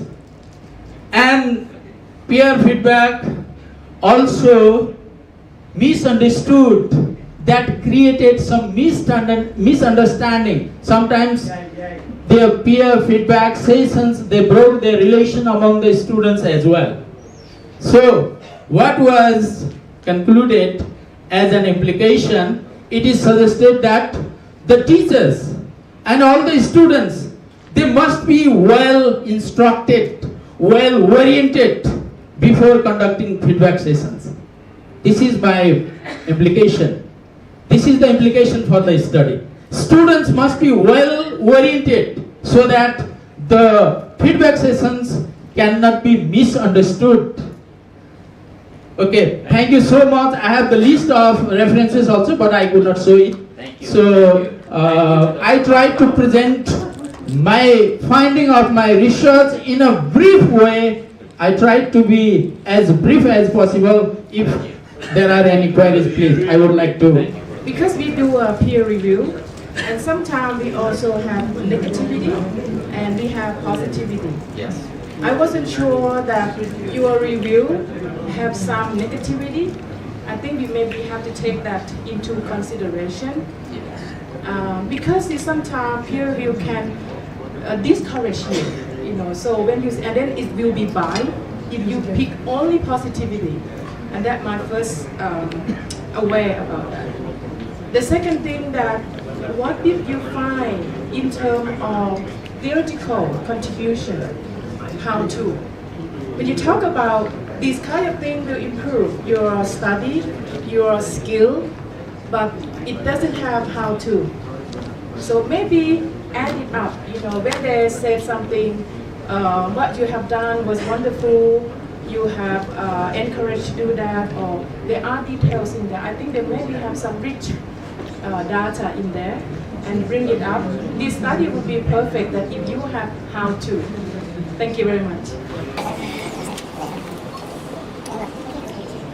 The medical assistants, if the doctors are not with the tourists, they have to provide the counseling, that the psychologist, that the counselor, so that I try to find out what are the language barriers they are facing in the real ground while they are providing service to the tourists. The objective is to find the challenges that the tourist guides face in multilingual and multicultural environments, to analyze the experiences of tourist guides dealing with language barriers, and to identify effective communication strategies used in multilingual setting. How are they managing to make the tourists understand from their broken language structure? I conducted a narrative inquiry for my research, and this is qualitative research. I have proposed sampling strategy for this research, and interview was conducted for this narrative inquiry. Open-ended questions and collected data were analyzed for findings. When I tried to find out about the tour guides' stories, my tour began because I had to find them. So I started finding them by visiting the different hotels where they go to receive the tourists for their tour. So I visited at least 30 hotels and trucking agencies to find the tourist guides. And I got 20 tourist guides numbers. But they were not available. All of them were not available. Few of them were available to give the interview, give the data that I wanted. So it took almost 15 days because time and again if they get the job, then they have to go to the different areas with the tourists. And out of 20, I got only 8 participants, 8 respondents as my sample, but all of them were not still available. I could meet only 5 of them because they had some family problem and some they couldn't give time. Now, when I sat with them with my questions to reveal their stories, what really is happening in their journey, whenever they go in some destination with the tourists, what is happening and what are they learning, what are they facing. The narrative inquiry was conducted in Nepali language and I transcribed it in English. I have kept some Nepali version also. Let me give you the language barrier that they faced with some stories. What they responded, in the beginning when they were the tourist guide, for example, respondent 1 of 37 years old who already served for 17 years in tourism sector as a tourist guide. And he told me his story when he was the beginner as the tour guide. He had the habit of telling everything that he knew in English. For example, he gave his own example. If he finds 3 trees in front of him when he began the journey, he started explaining them. Oh, these 3 trees are, this is people, or this is bird, or something like this. But if he doesn't know the third one, he kept quiet because of language barrier. He didn't know the name of the third tree. See the language barrier?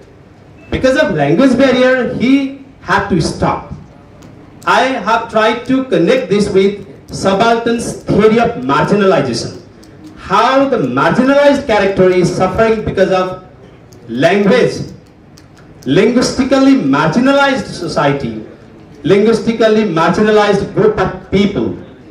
And from their responses, what I have found, most of the tourist guides, they come from low economic family background because they have no options and they have come to tourism sector to get some job. Have you ever thought about bringing university graduates as the tour guide?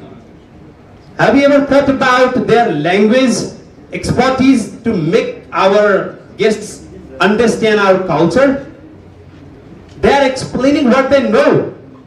If they have vocabulary deficiency, I will show you the vocabulary level. Here, how they try to make the tourists understand. Most of the time they took the words like very, many, good.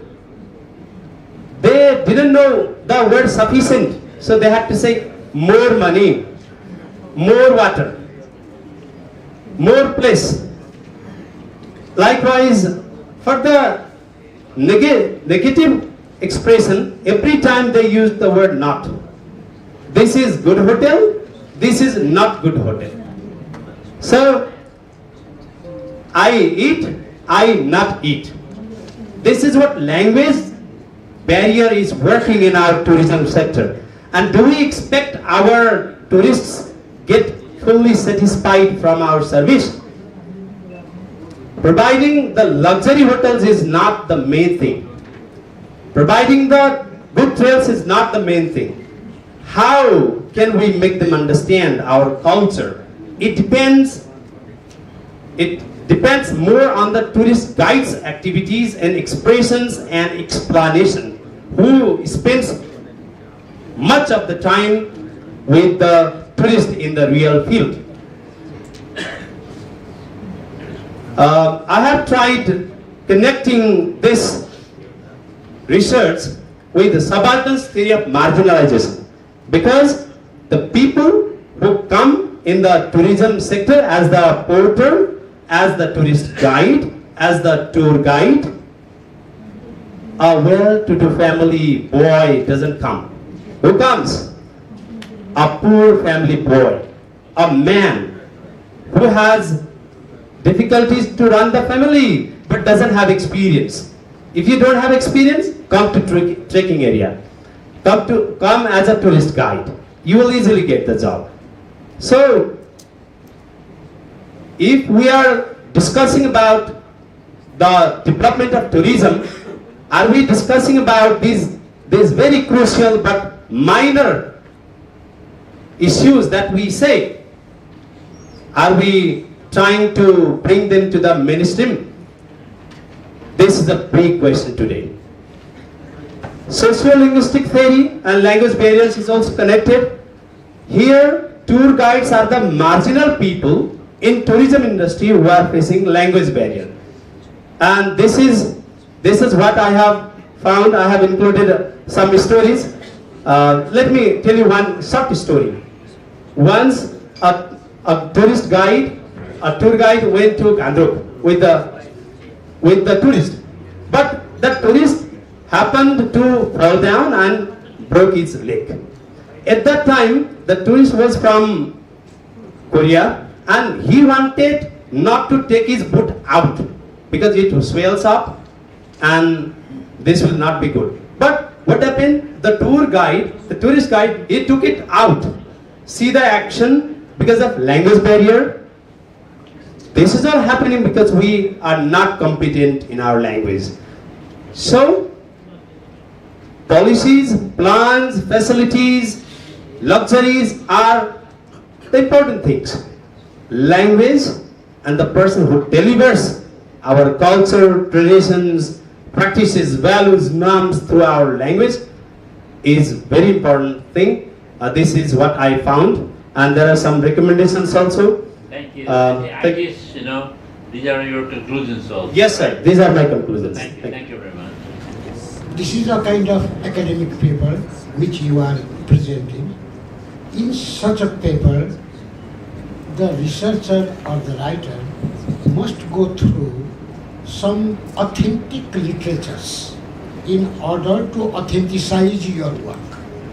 So here you sometimes call tour guide, sometimes call tourist guide, and sometimes you did not talk about trekking guide, number one. Number two, in the very beginning, that you have to start from the work of Eric Cohen, who for the first time in the history of tour guides, in the history of tour guide studies, he defined what tourist guide or tour guide is.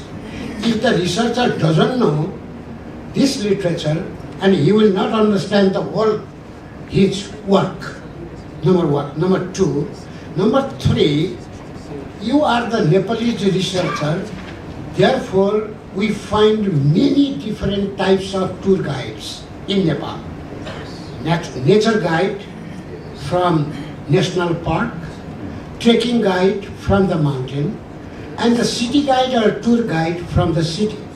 So we cannot easily use the term, sometimes tourist guide, sometimes tour guide, and sometimes, because tour guide are quite educated, And I am the person with the help of tour guide, I introduced tourism education here in this country, in Nepal, in 1993, for the first time. And that is the reason why we are here, at this knowledge-based platform.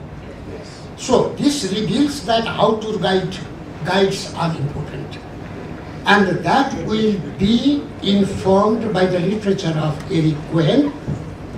And if, well, because this work did not show anything, Gyan Neupane is the Nepalese professor who is teaching in USA. And he is the one who has studied on trekking guide in Nepal. Before his study, there was Gurung. Gurung studied on to trekking guide and published in 1976. And I may be wrong, 1976 or 1996. So there is a book. There is a book on tour guide. So if you go through the book on tour guide, you will come to know who are the guides. Why guides are important. And you did not talk about interpretation. He was F. Tilden, who studied on heritage interpretation in 1955. And that will provide us a lot of information what tour guide has to interpret. So these are the things we need to consult such type of materials in order to make scientific research and scientific report. Thank you. Thank you. From the ground who are providing service. So thank you so much. I will include your suggestions in my research. There was a conversation. The man from the Italian family, where he was looking for a girl named Fatima, and he was asking another guy, where is Fatima? And the receptionist replied that Fatima is eating her daughter. So very horrible situation. The guy mismatched the word feeding with eating. So from there, the idea of English proficiency deficiency came to my mind, So in my presentation, in my research, I have divided it into 7 sectors. Before going to my first introduction, let me give you a background about the education system in Bangladesh. In Bangladesh, the education system is usually following 3 kinds of curriculum. One is the national curriculum, and another is the international curriculum, which is run by the Cambridge University, and also we have madrasa curriculum, which is dedicated by that means the religious group of people. So those who study English international curriculum and those who study madrasa curriculum, they usually do not come to the tourism industry. So what left? The national curriculum. In the national curriculum, we have this problem of evaluating students only for writing, but the other language skills remain unnoticed, like listening, speaking, and reading. Mostly listening and speaking. So when we come to the tourism industry, we need the speaking and listening the most. There are different types of barriers which make the communication the problems like that I have mentioned. So when I started my research, I found that that in terms of tourism, English is a crucial issue. English proficiency must be there. And if we consider from 2017 to 2021, there were actually 19.10 lakhs tourists visited Bangladesh, and it was recorded by the Ministry of Civil Aviation, and the revenue came 12,000 crore. So to address this tourist, this deficiency in the English proficiency also needs to be addressed. So universities, those who are providing different courses in tourism, these are also like the traditional classrooms, like the national curriculum classrooms, where the speaking and listening abilities, the skills were not noticed. So in my research objectives, I wanted to identify the language skills that were required in this sector, hospitality and tourism sector. And I also wanted to find out what kind of challenges the student face while coming to this sector. And there were some gap, the expectation from the managerial level, the administrative level, with the outcome that the students are providing. So I also wanted to find out that. And at the end of my research, I also tried to give some recommendations. So in my literature review, I want to quote, these are the summary of some of the findings that I did.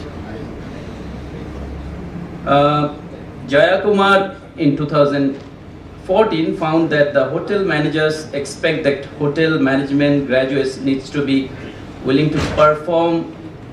They should have good general knowledge, effective teamwork, organizational commitment, good personality, and initiative skills.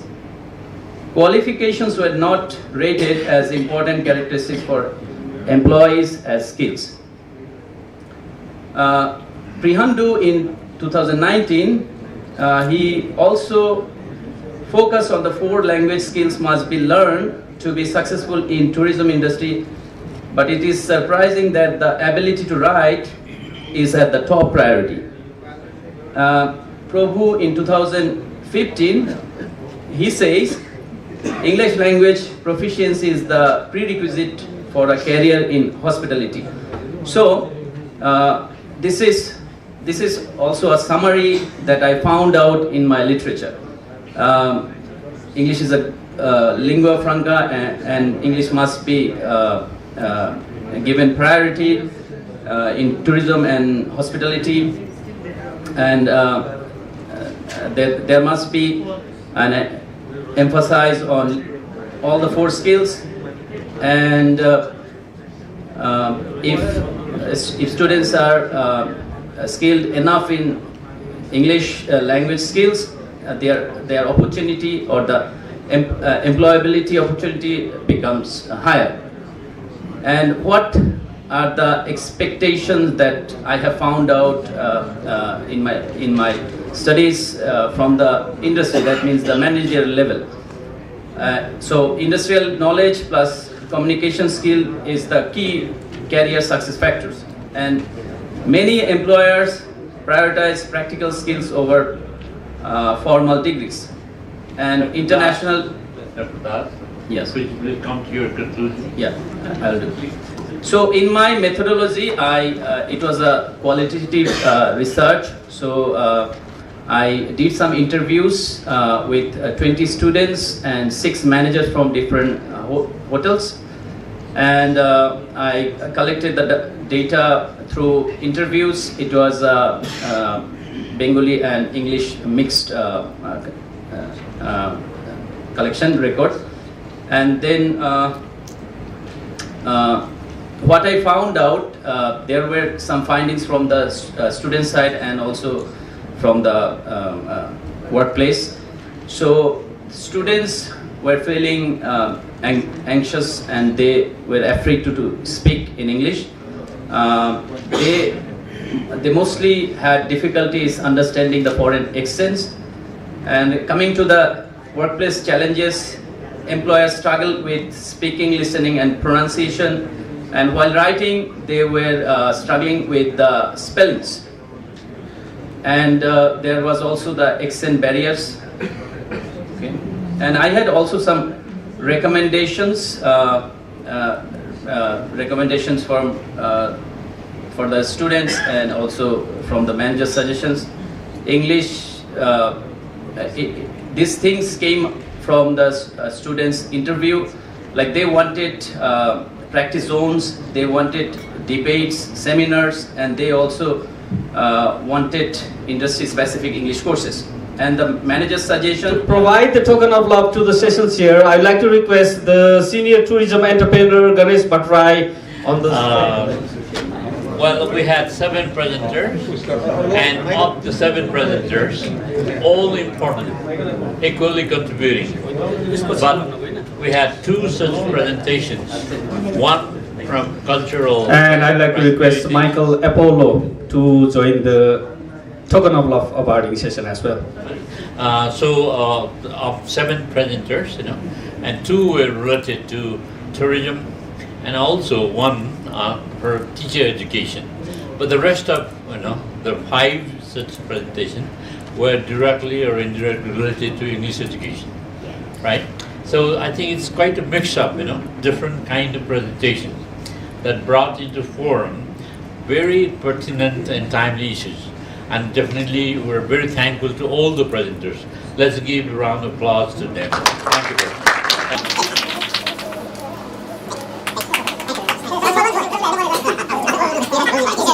A good listener makes the speaker good. Good listener makes the speaker good. Our research fellows, they have done different work, they have done different places, and they are coming here to produce their something else, what they have written. They are in the way to perfection. Perfection is always in the degrees. All the time we will not find what is in our mind and what the researchers is doing. Therefore, I apologize again that communication changes the behavior of the people. One, and the next is, please try to make your speaker good having so self good listener. E-marketing in Butawal's restaurant, despite the increase in internet usage, only 20% of small and medium-sized restaurant in Butawal and using online marketing strategic barrier to adoption. Restaurant owners Butawal often lack digital skill within their ability to implement and benefit from e-marketing. The infrastructure required for effective digital marketing is still understand in Butawal. There is a mismatch between existing e-marketing strategic and the specific consumer behavior in Butawal. Potential benefits: e-marketing could usually improve how these restaurants reach new consumers and engage with existing ones. Utilizing digital marketing could also enable restaurants to gather valuable consumer feedback and data, enhance their service quality and business strategies. Needs for research. Despite these potential benefits, there is a significant lack of studies examine the specific factors that affect e-marketing adoption in Butawal. Our research question: what are the factors affecting the acceptance and implementation of e-marketing by SMRs in Butawal? In this, an impact of the acceptance and implementation of e-marketing on marketing performance is perspective by SMR's top management in Butawal. Our research objectives: to identify the factors that affect the acceptance and implementation of e-marketing by SMRs in Butawal. Next, our objectives: to assess the impact of e-marketing acceptance in implementation on the marketing performance from the perspective of top management in SMRs in Butawal. Our research gap we are finding: existing research, Kumar and Saha 2022, investigate digital marketing trend across Nepalese SMRs but lacks depth in the specific application to the restaurant industry in Butawal. Gautam and Singh 2024, focus on digital marketing tools adopt rates without exploring the effectiveness on strategic fit for local business in Butawal. Identification gaps: statistics implementation lacking, provides studies have not specifically explored how marketing studies are specifically adapted to the unique consumer culture and economic condition in Butawal. Local consumer behavior overlooked. There is a difficulty in understanding how consumer behavior influence the acceptance and success of e-marketing study in Butawal restaurant sector. How this study address the gaps? Tailors making strategies, consumer behavior analysis. We have find literature review, theoretical review, technology organization environment TOE framework. What is it? A framework that examine the influence of technological organization. Yes. Okay, sir. Yes. Next. Now, our friend Prakash Isi continue this now. Thank you. Thank you, Mr. Nans. As per our research, we have done some conceptual framework on dependent variable and independent variable. And independent variable, we have a technology contest, organizational contest, environmental contest, and marketing performance, which we have been mentioned on the project. There is some hypothesis we have done, and then we use the methodology, that is research design methodology, quantitative and descriptive methodology, and method we have adopt the cross sectional survey design, as well as population of the study. We have taken a population of 525 active SMRS based on local record of municipal, business, regulatory, and restaurant association, and we have a sample of 222 SMRS And sampling technique, we use the proportional stratified random sampling. As data collection, we have used the self-administered queries responded honor general manager and marketing heads. And instrument, we use 4 key section, demography sections. We adopt the Crashwell and Crashwell 2018 approach.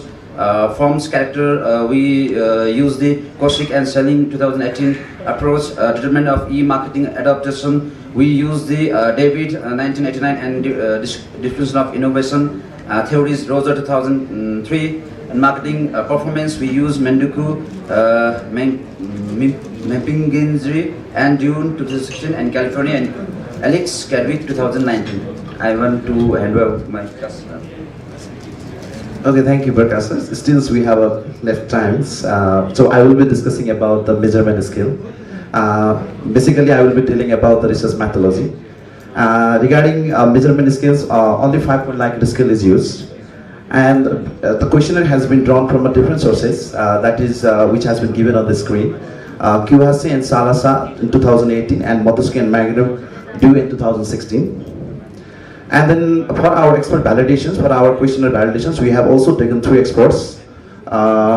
Similarly, pilot testing has been done on 30 restaurants. And for data analysis, I have been using SPSS version 30. And for this, I have been using descriptive analysis, and we have been using inference analysis, and reliable test. Cronbach alpha has been used to check internalized consistency. And similarly, ethical consultations has been done to all the participants who have been the participant of our research. Similarly, for data analysis and results, reliability validity has been found less than 0.07, which indicate that all the variables which has been used in our studies still seems to be reliable. And these are some of the descriptive statistics. We can see the genders, age, and qualifications, and work of experience, nature of work, and all these things has been used in descriptive statistics. And similarly, in table 2, we can see on the screen, because these are all the results which has been found in our study. But I would like to show these all things in our discussion sections, because there has been taken 3 hypotheses has been taken, that is technological context, and organization context, and environmental context. And similarly, marketing performance, as you can see on the screen, because all the details information has been shown in the screen. Relative advantage has been found significant influence, and also support it is alignment with all the Madhavi tools. This has been shown on the screen. And similarly, organization context also has been found somehow significant in event, which has been seen on the screen. Similarly, environmental context, whenever we talk about the environmental context, this also has to be found somehow. It's supported with the results, as you can see on the screen. And similarly, marketing performance also has been somehow positively affects with the performance, which is alignment with the study which has been shown on the screen. And similarly, talking about the conclusions, e-marking in bottles, talking about the small and medium restaurants are still at an early stage, and male managers dominate the field, and female involved is minimal. Top influence factors are relative advantage, customer pressure, and market score. And yes, obviously, e-marketing definitely boosts the marketing performance, but there are so many SMRs, clear statistics and technical infrastructures and budget is not still clear. And talking about the implications, yes, SMR should, the government should have to create a clear e-marketing plans, and should have make digital tools a part of long-term growth. And talking about the governments and service must provide different kind of policy, technical and financial support to different kind of SMRs in bottles or metropolitan city. And similarly, they must also have to collaborate with all the SMRs to strengthen all the restaurants which are operating in the bottle. And limitation is also there. Focus only on restaurant, not other SMEs. And use only quantity data is used in our research. No in-depth interviews and opinions. And we did not explore what factors interact and correlate. And these are some of the future research.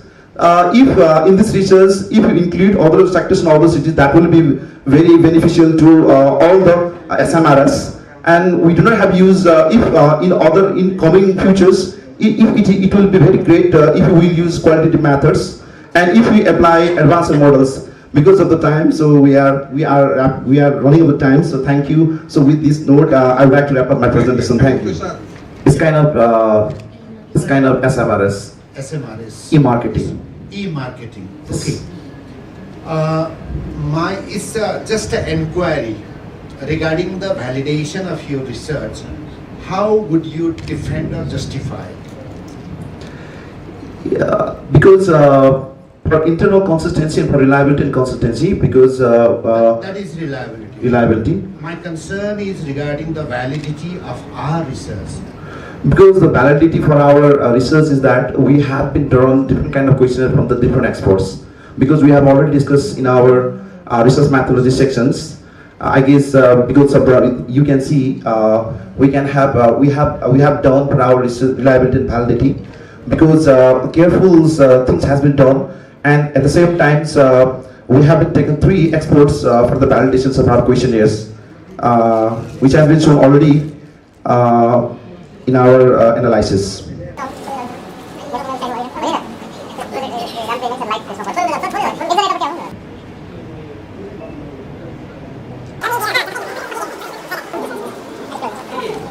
Here I mention only some of the findings because in order to present all the matter within limited time, it is quite difficult for us, so that I only mention some of the findings as well as other things. Me Yuvraj Lamisani from Janaprakash Multiple Campus. Okay, abstract that is mentioned in the book, but only some of the matter or some of the main matter which are mentioned over there, that is given over here. This research examined the role of higher education in promoting green tourism and economic sustainability in Pokhara using mixed method approach. It explored the contribution of universities in fostering the eco-friendly tourism practice and economic reliance through the education and policy recommendation. Likewise, introduction, Pokhara, it is famous for its natural beauty, and tourism potential faces the challenges and balancing the economic growth with environment. Go forward. Okay, I easily complete within 10 minutes, sir. I prepare according to that because time frame is already provided. Because of that, I prepare according to that. Okay, economic growth with the environmental sustainability is that tourism remains a key driver of the local economy. Integrating the sustainable practice has become imperative. Higher education institutions play a crucial role in setting this transformation by fostering the environmental awareness, promoting the green tourism initiative, and equipping the future professional with the necessary skill to implement the sustainable policy. Through the research, innovation, and the community engagement, academia can act as a catalyst for the responsible tourism development while ensuring the long-term economic sustainability. This presentation explores the intersection of the higher education, green tourism, and economic sustainability in Pokhara, highlighting the best practice challenges and the future opportunity for the more strong and the eco-friendly tourism industries. Here is given some of the research objective.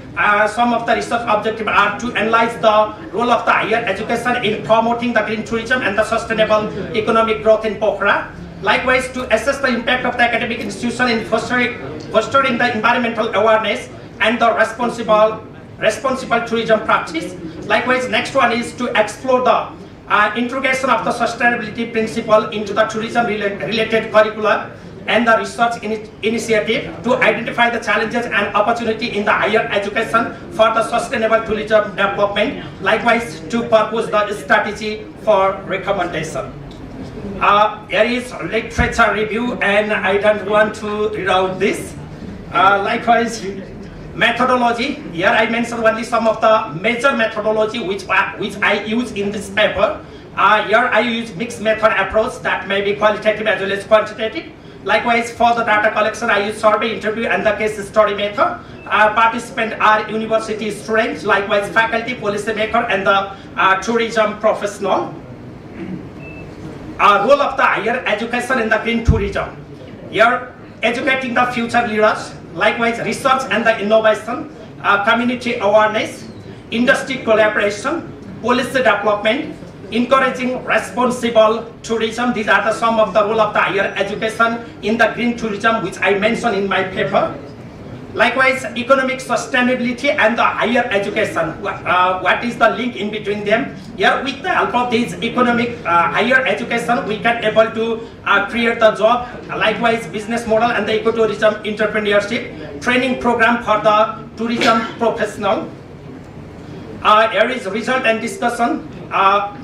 This study shows that higher education plays an important role in promoting the green tourism and the economic sustainability in Pokhara. Universities has introduced sustainability focused course, research project and the community engagement program, helping students and the professional to understand the importance of the eco-friendly tourism. As a result, more students and the tourism professionals are becoming aware of the importance of protecting the environment while supporting the local economy.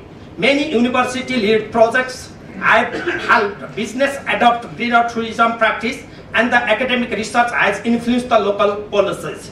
However, there are some of the challenges. A major challenges is the lack of the funding for the practical sustainability program, making it difficult for the university to go beyond the classroom learning. Additionally, there is a gap between the university and the tourism industries, limiting the real-world application and the sustainability ideas. Despite these challenges, higher education has led to positive changes, including rise in the ecotourism jobs and increase the use of renewable energy. Stronger participation and the better funding can further improve the role of education in shaping a greener future of Pokhara. Likewise, here is mentioned some of the policy recommendations: strengthening the university industries partnership, incorporating sustainability in the tourism education policy. Likewise, government support for the research and ecotourism initiative. Here is some of the conclusion, and the conclusion are higher education plays a crucial role in promoting the green tourism and ensuring the economic sustainability in the Pokhara. By integrating eco-friendly practice, research-driven policies and the skilled workforce development, academic institutions can drive sustainable tourism growth. Collaboration between the university, government and the private sector is essential to create the environmentally responsible tourism model. Similarly, investment in education, innovation and the sustainable tourism training will enhance the Pokhara global reputation as an ecotourism hub. And a long-term commitment to education-driven sustainability will ensure economic prosperity while preserving the Pokhara natural and the climate cultural heritage. Thank you.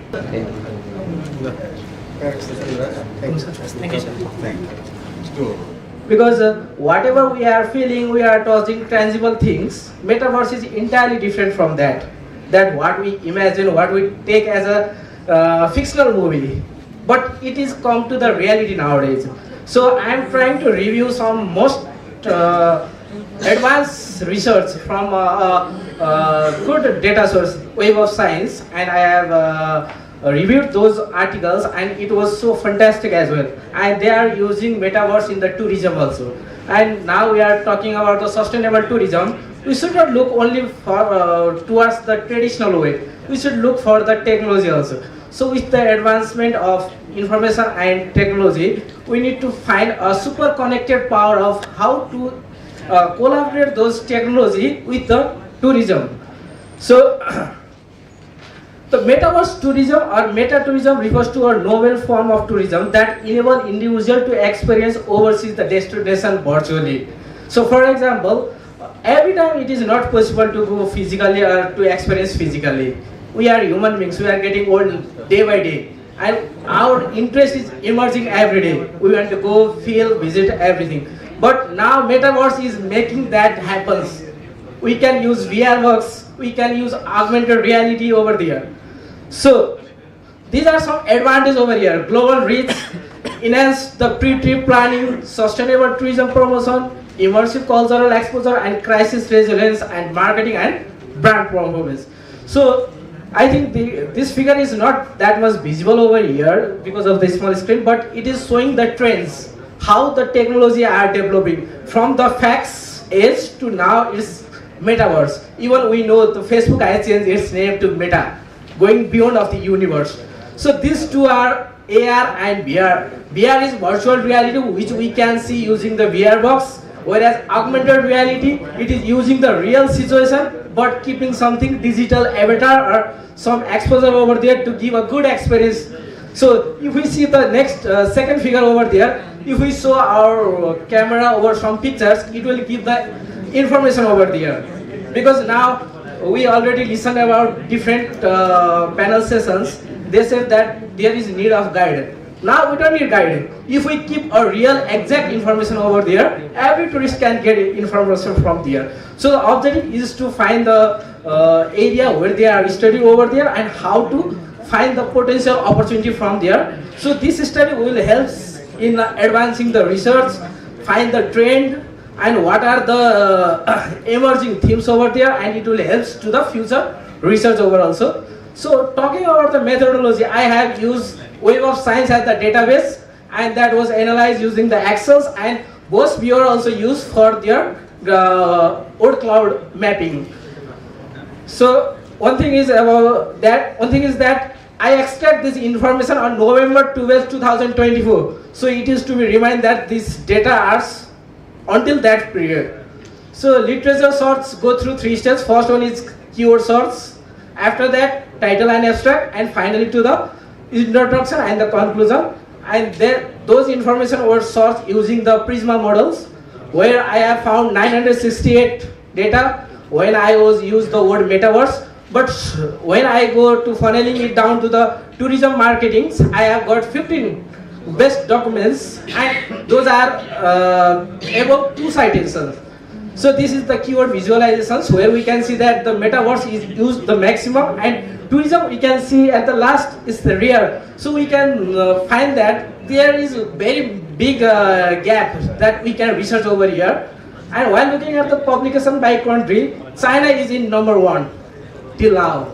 So this is the trend of emerging, where Metaverse is increasing from 2021 drastically, and it will go for furthermore. And these are the research area. I don't want to discuss more over here. And these are the 15 documents that I have reviewed. 4 of them are from cross-sectional research. And this is my meta table, where I have used those all documents, finding the research gap and what are their findings and what is their future research agenda, and how the Metaverse is disrupting the tourist behavior. So the first thing is that it magnifies the connection among customers and customers. Now people believe on customers rather than the seller. So word of mouth is quite important, and technology is working as the word of mouth, because if we are sharing something, then our friend circle will like it. They will visit there. They want to visit there over there more than the seller promote themselves. So how Metaverse disrupt before, during, and after travel? Before is if they see something virtually, that will encourage, that will stimulate them to visit that place. Talking about the during, if they are going with the face-to-face interactions along with the experience of augmented reality, it will give them the plus point for their experience. And after is, now the time is for recording our memories. Whenever, wherever we go, we spend more time in taking photos rather than we enjoying the exact place. So that is for our past memories, we can see for later when we are getting old or something like that. So while synthesizing the outcomes from those reviewed papers, the first one is it creates the customized and co-created hybrid experience, positively influence the tourist interaction and revisit destinations, encourage with the Metaverse, moderates the relationship between social pressure, attachment and revisiting destination. This is the quite important things, because if we are getting the same thing in online or in virtual environment, same thing as in the physical, it will give us more pleasure over there. So it is acting as the disruptive trend. So we are always talking about traditional. Sometimes we need to think beyond of the box, out of the box. What people are enjoying over there, what things help us to know more about it. Because now tourist guides are not easily available everywhere. If we use Metaverse over there, it will be fruitful. So Metaverse could be used for marketing, CRM and HRM as well. So one of the notable findings is Generation Z. Generation Z customers are more eager about this because they are IT friendly. They want to learn more about it. And they want to get some fantastic experience from there. So while looking at the practical contributions, that now we can see it from the three sides. One is from the policy building side, one is from the customer side, and one is from the service provider side. These all three parties can use this as their practical contributions, and the research gap is still the research are limited over here. We need to find more practical experience. We need to find what are the research gap over there. Because every culture they experience the same thing in different way. So we need to find in cultural way. Okay, please come.